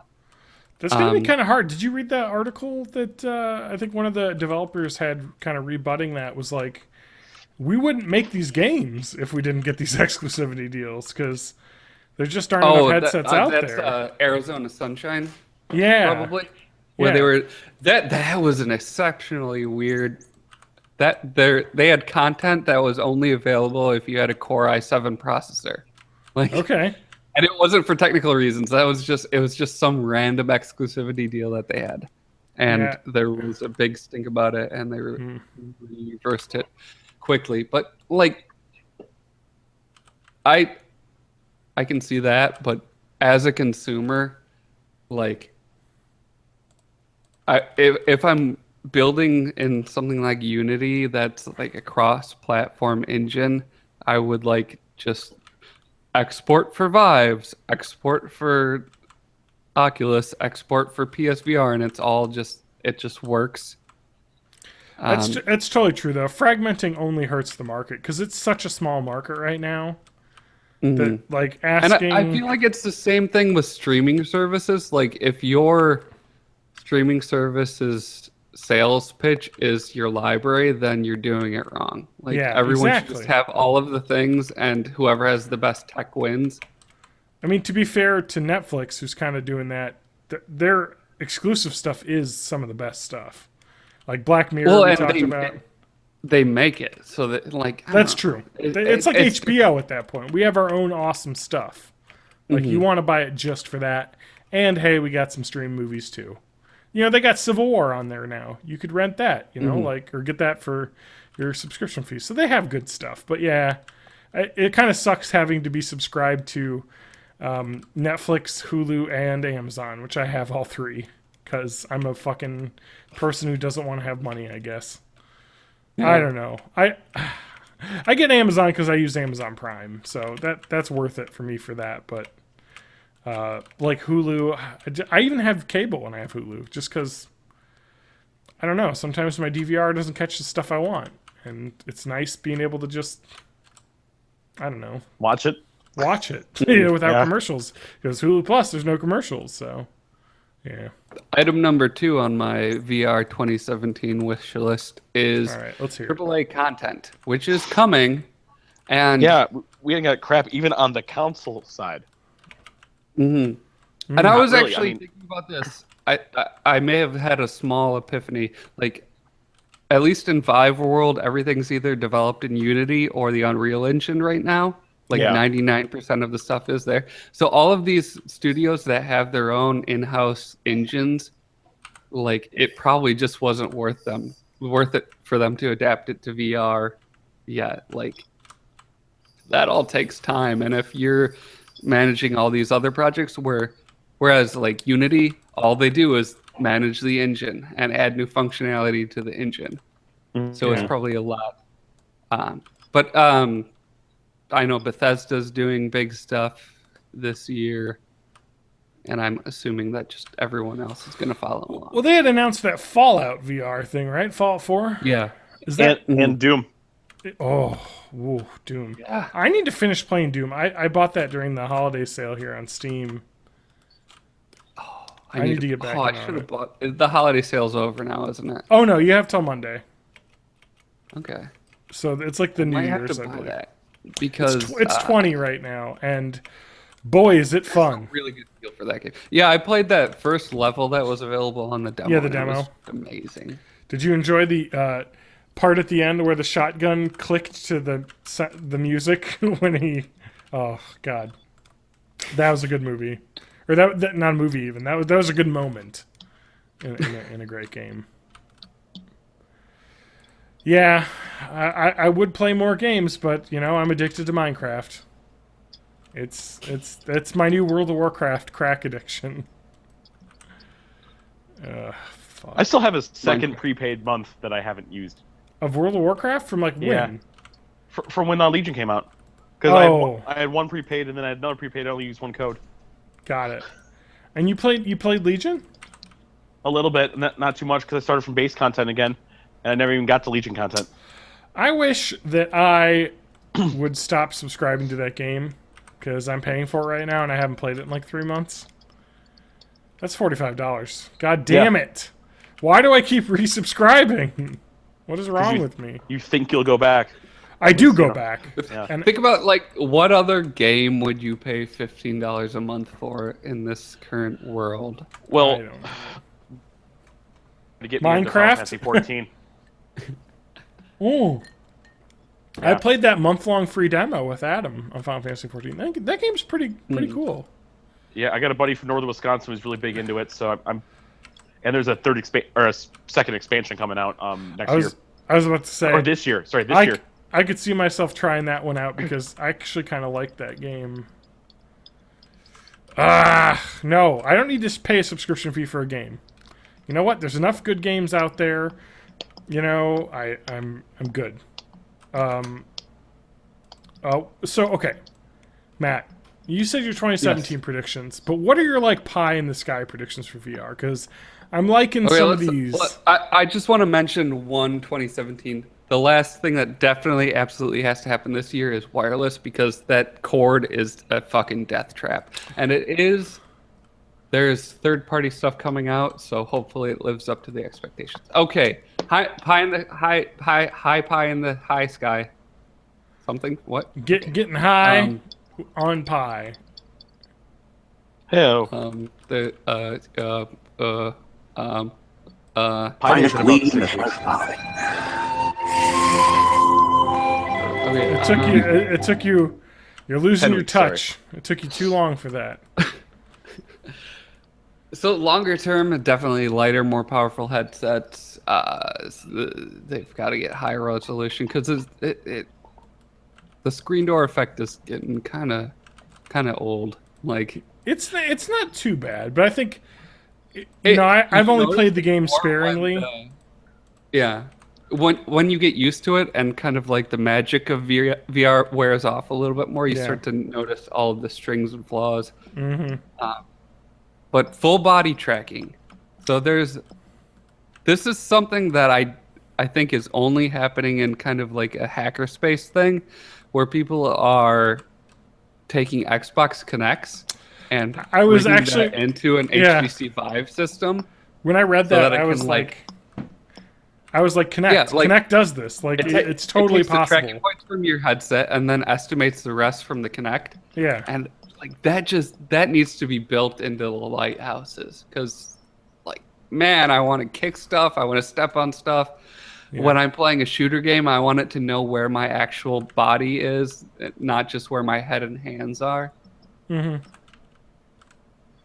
I totally agree. That is definitely like possible, you know, and it because there were times you like because Lauren came over and played a little bit of VR, and there were points where you're just like, oh, I like try and kick something, and it's like, oh yeah, nothing's connected. Like, Yeah. oh yeah, And you could do that with like ankle trackers or waist trackers or anything like that, but yeah. there's a point where you have to put on so much stuff to play that it just won't be worth it anymore. And I think it's much better to have You'd be wearing your fucking nerd suit. yeah, your well, VR like suit. you have your precision trackers for your head and your hands, but then everything else, it's like good enough is good enough. So Yeah. you can just kind of estimate and then scan the person and then work out a skeleton and then lay out the like map the character figure onto that skeleton. Yeah, I mean that VR stuff and that Connect stuff is pretty far along, Yeah. like in terms of capability. So I can only see that being kind of the next logical step, because get my full body in there, and then what's next? Then that creepy like running thing where you can like run on like a treadmill, The Omni treadmill. the Omni I don't treadmill. know if that's. I think that's gonna not ever be a thing. Yeah, I've heard Because people that it's use really it. big and expensive.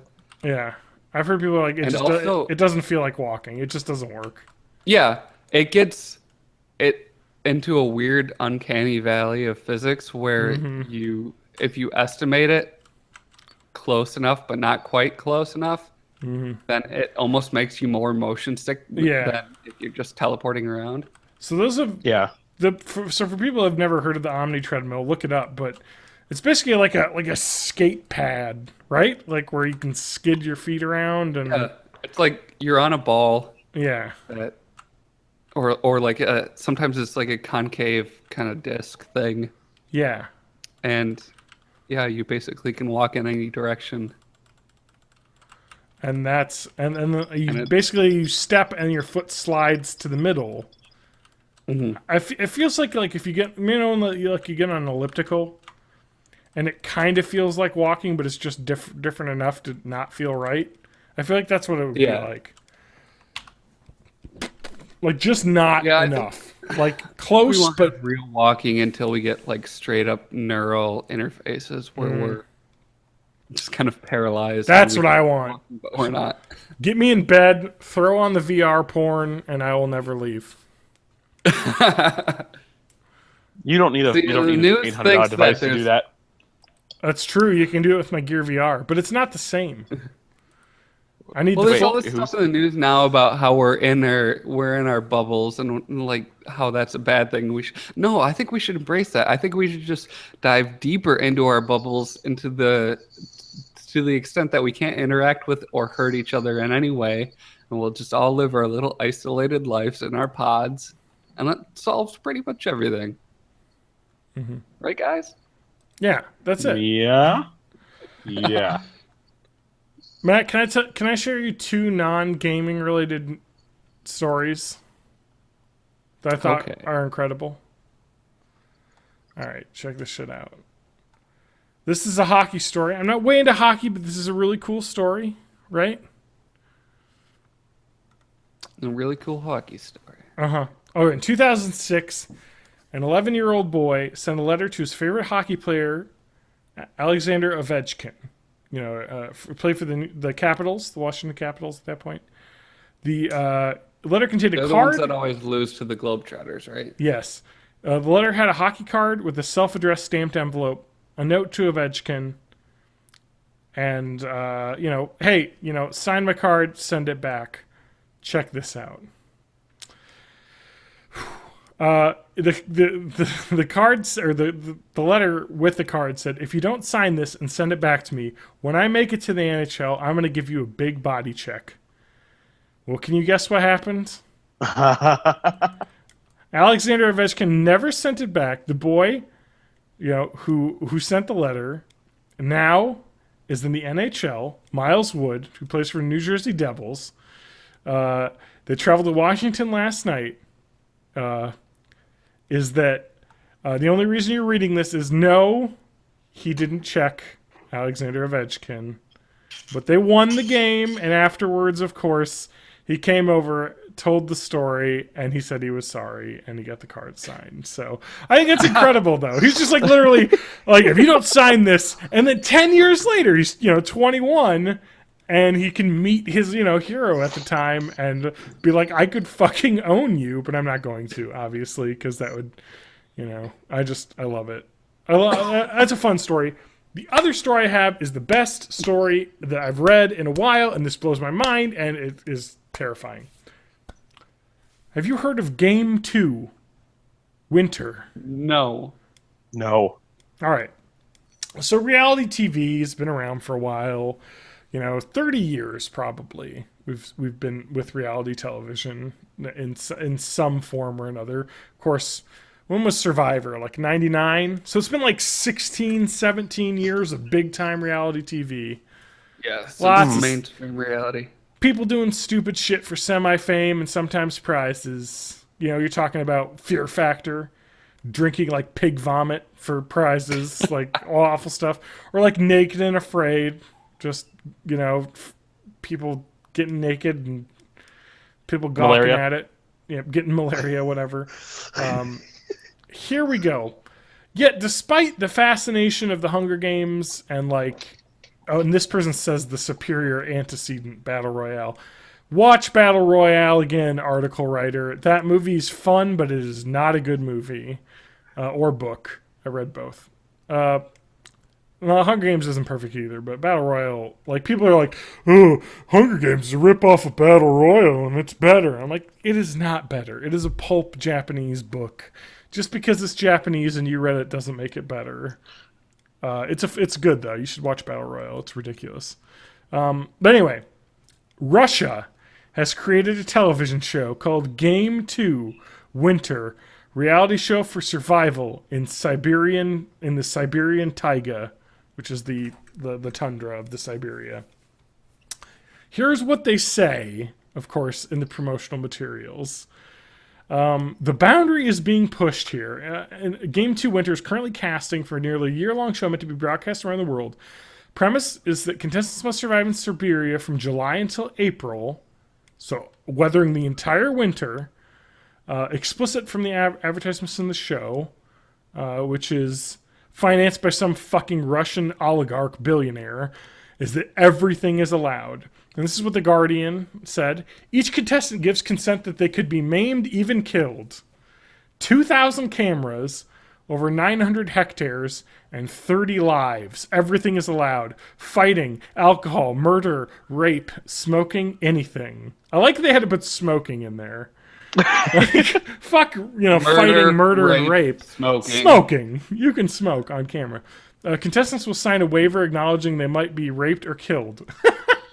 But the rules also state that police are free to arrest anyone who commits a crime on the show. So, okay, that's fair enough. So that kind of covers it. Like, all right, you can murder someone on this reality show, but you're going to go to jail for it because it's going to be on camera. So you must understand that the police are there to take you away, the rules state. We are on the territory of Russia, and we obey the laws of the Russian Federation. Clarification, any criminal act committed on the show can be prosecuted by authorities, whatever. But they're not going to do anything to stop it, is what they're saying. Like, if that happens, it happens. And, there's a lot of sad things that have happened to reality show stories. There's like I forget what contestant on The Bachelor died before the show aired, right? But they were still on the show, and it was kind of like a thing. I don't know. On the other hand, I mean, Russia... Okay, check this out. $16 million for the winner. Huh? Or yeah. No, I'm sorry. $16 million put up for the show by this billionaire. The winner will get $1.6 million as a prize, as the survivor. Are you watching this show, is my question. I don't know. No. It now sounds boring. The fact that they said that, like, you're gonna follow the Russian laws, that puts a damper on it. Fair enough. Policia. Or whatever the version of police is. Yeah. So what?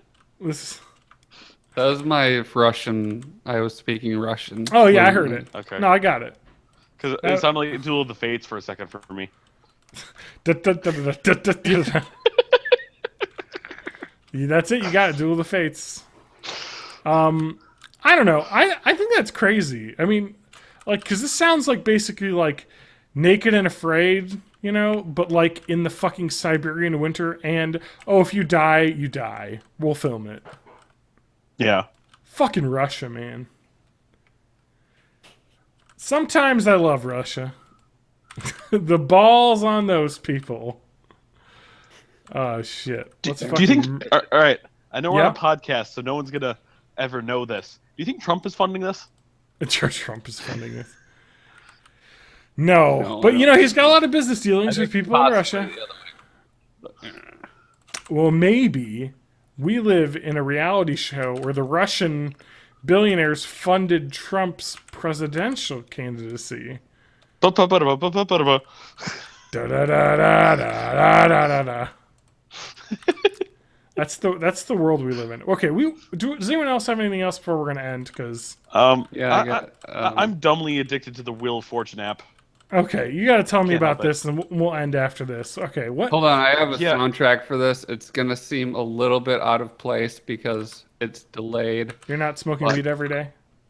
No. Let's just say Wheel of Fortune soundtrack, go.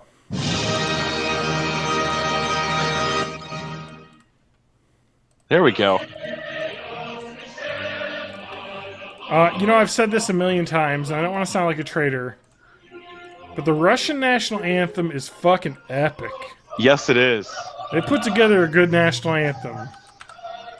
I feel like I could die in a submarine to this. And what did we get? We got freaking emo poems from some guy watching a battle that he's not even Yeah, taking he's part like, in. oh, I couldn't make the battle. 1812, not even the revolution. Look, the flag's got holes in it, but it's still flying. Yeah, I'm gonna sit here writing a song instead of murdering British people. Ooh. And then we'll set this poem to some British music and just swipe that in. That's true. I thought that's all the other. It's like a British drinking song. Yeah. Fair enough. God Save the Queen is pretty lame too, though. You gotta give him Yeah. that. You could do better than God Save the Queen.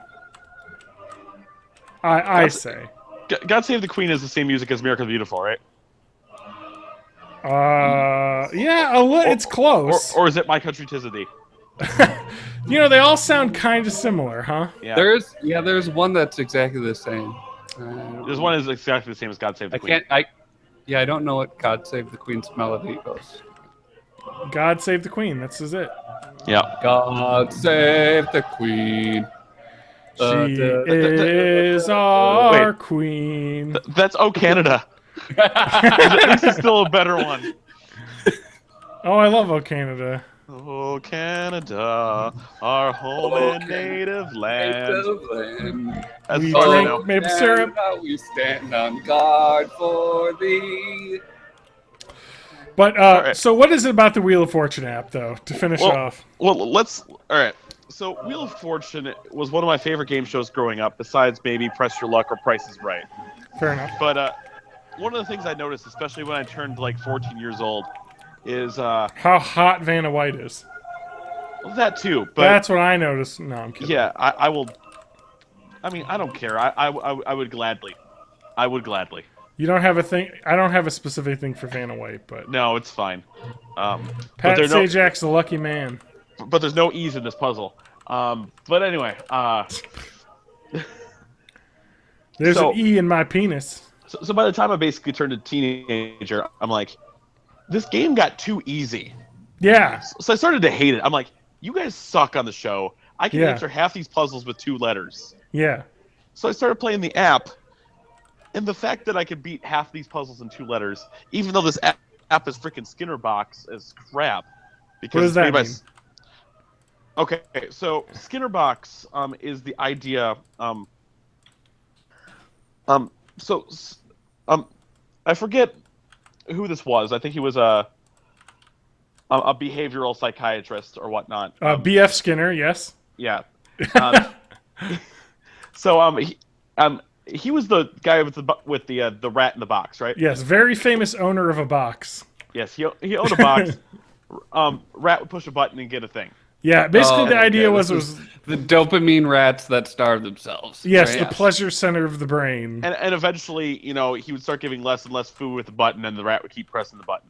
Doesn't matter, just keep pressing the button because the button made you happy. Yes. And The button and most is love. The button is life.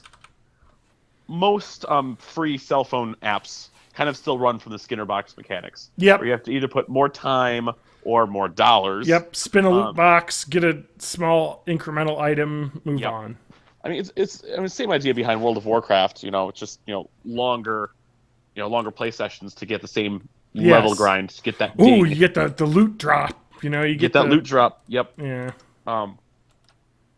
But I'm already. I've been only playing it since when did I start? Did I start Christmas day after Christmas maybe. So it's been only like 4 days. But I'm already like a third of the way through all the content in this game. Okay. Because they have a leveling up system, although I say a third of the way. But a third of the way in World of Warcraft, like, level 20 compared to level 60, you still have about 95% of experience points to get there. Yeah, that's kind of like exponential, that Yeah. that experience curve on that game. But still, it's just, I'm like, this game's too easy, but I can't stop playing it. It's dumb. Yeah. It's absolutely dumb. But if anyone wants to be Facebook friends with me, and that way I have a Facebook friend on here, I will gladly do that. Speaking of that, Matt, I gotta still add you on Mario Run, even though I haven't bought the full version yet. Oh, you're on that. Yeah, I am. We're not even Facebook friends yet, I don't think. I think we are. I've seen your face on my book. Okay, cool. I've That heard happens. nothing but like meh reviews of Mario Run. It's okay. I like it. I'm about running into like the end of content. Yeah. So, but I I'm li- like still, I got like over Yeah. a week of entertainment out of Yeah, it for $9. it's That's- tough for $10, or whatever it is, and I like the Toad rallies, which is, it makes me Yeah, like rallies are cool. try to get better and better, and that's something I find quite interesting.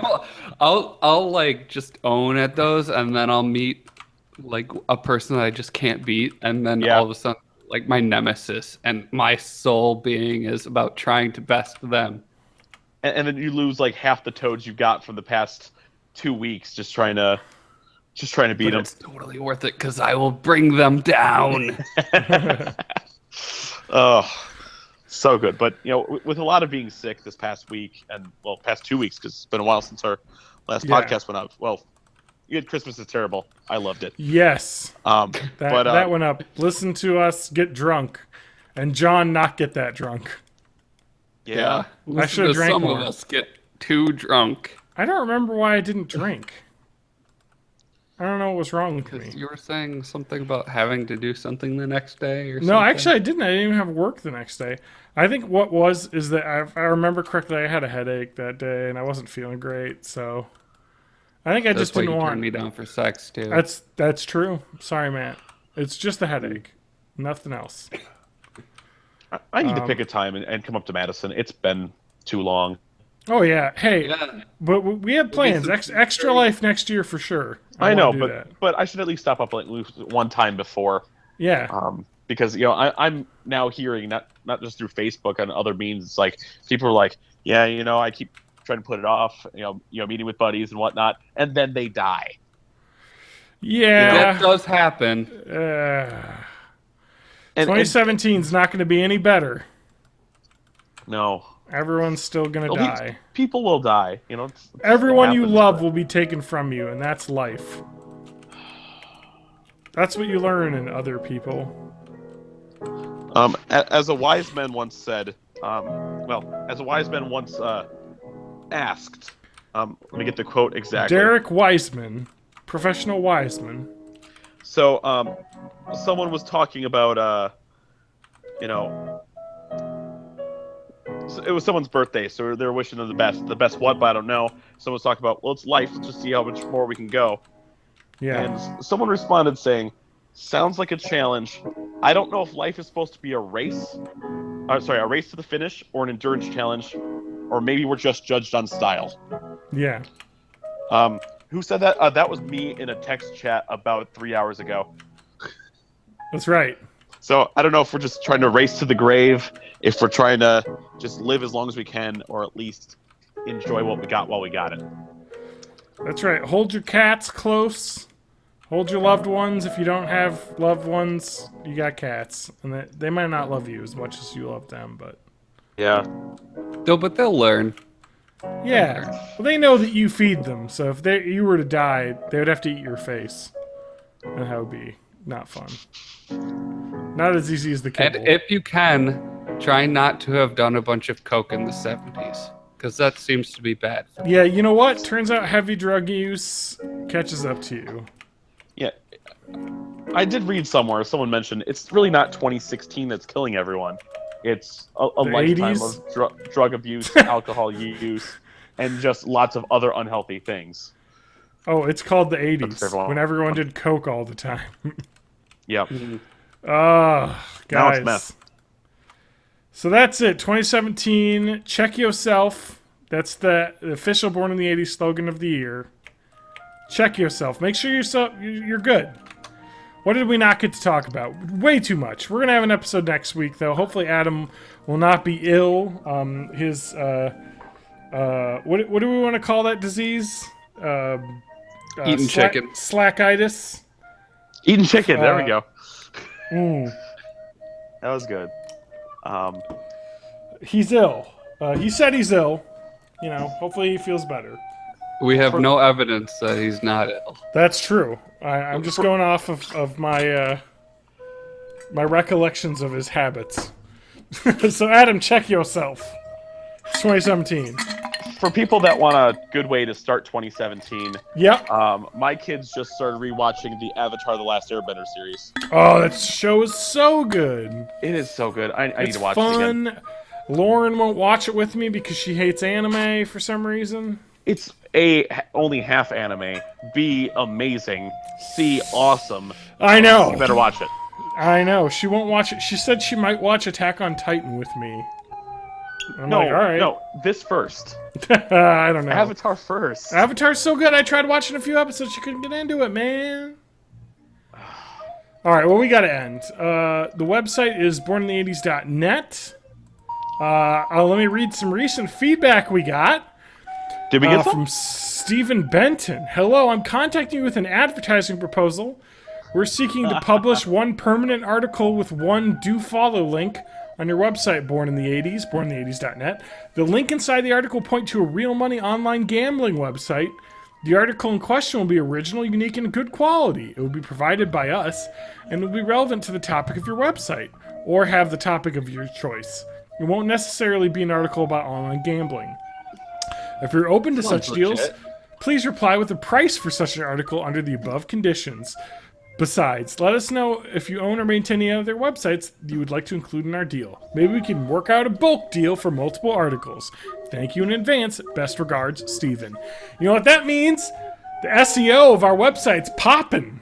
It's showing We're up getting on sponsored. on ever noticed scammers that, want to get us. Like, We're getting you can sponsored. always tell Hashtag something's Audible. bullshit if it ends in best regards.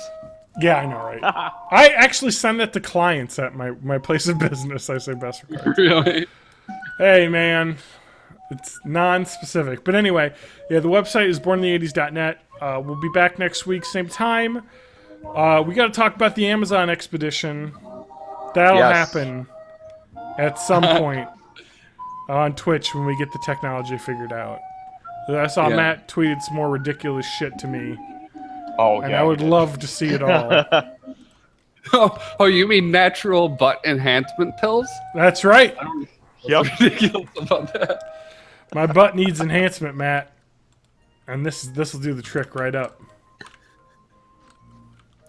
Anyway, well, thanks for listening, everyone. I hope 2017 is much better than 2016. I remember when I talked with Lance on, he was like, "Oh, it was a bad year." And I was like, "Yeah, everybody died. David Bowie, Prince, for fuck's sake, now Michael Bolton, what's his name? Bublé. George Michael. Michael Bolton. Hey, he's next, man. George Michael Bluth. George Michael Bolton is next. But yeah, so all right, guys, keep it safe out there and check yourself. That'll be it. Bye.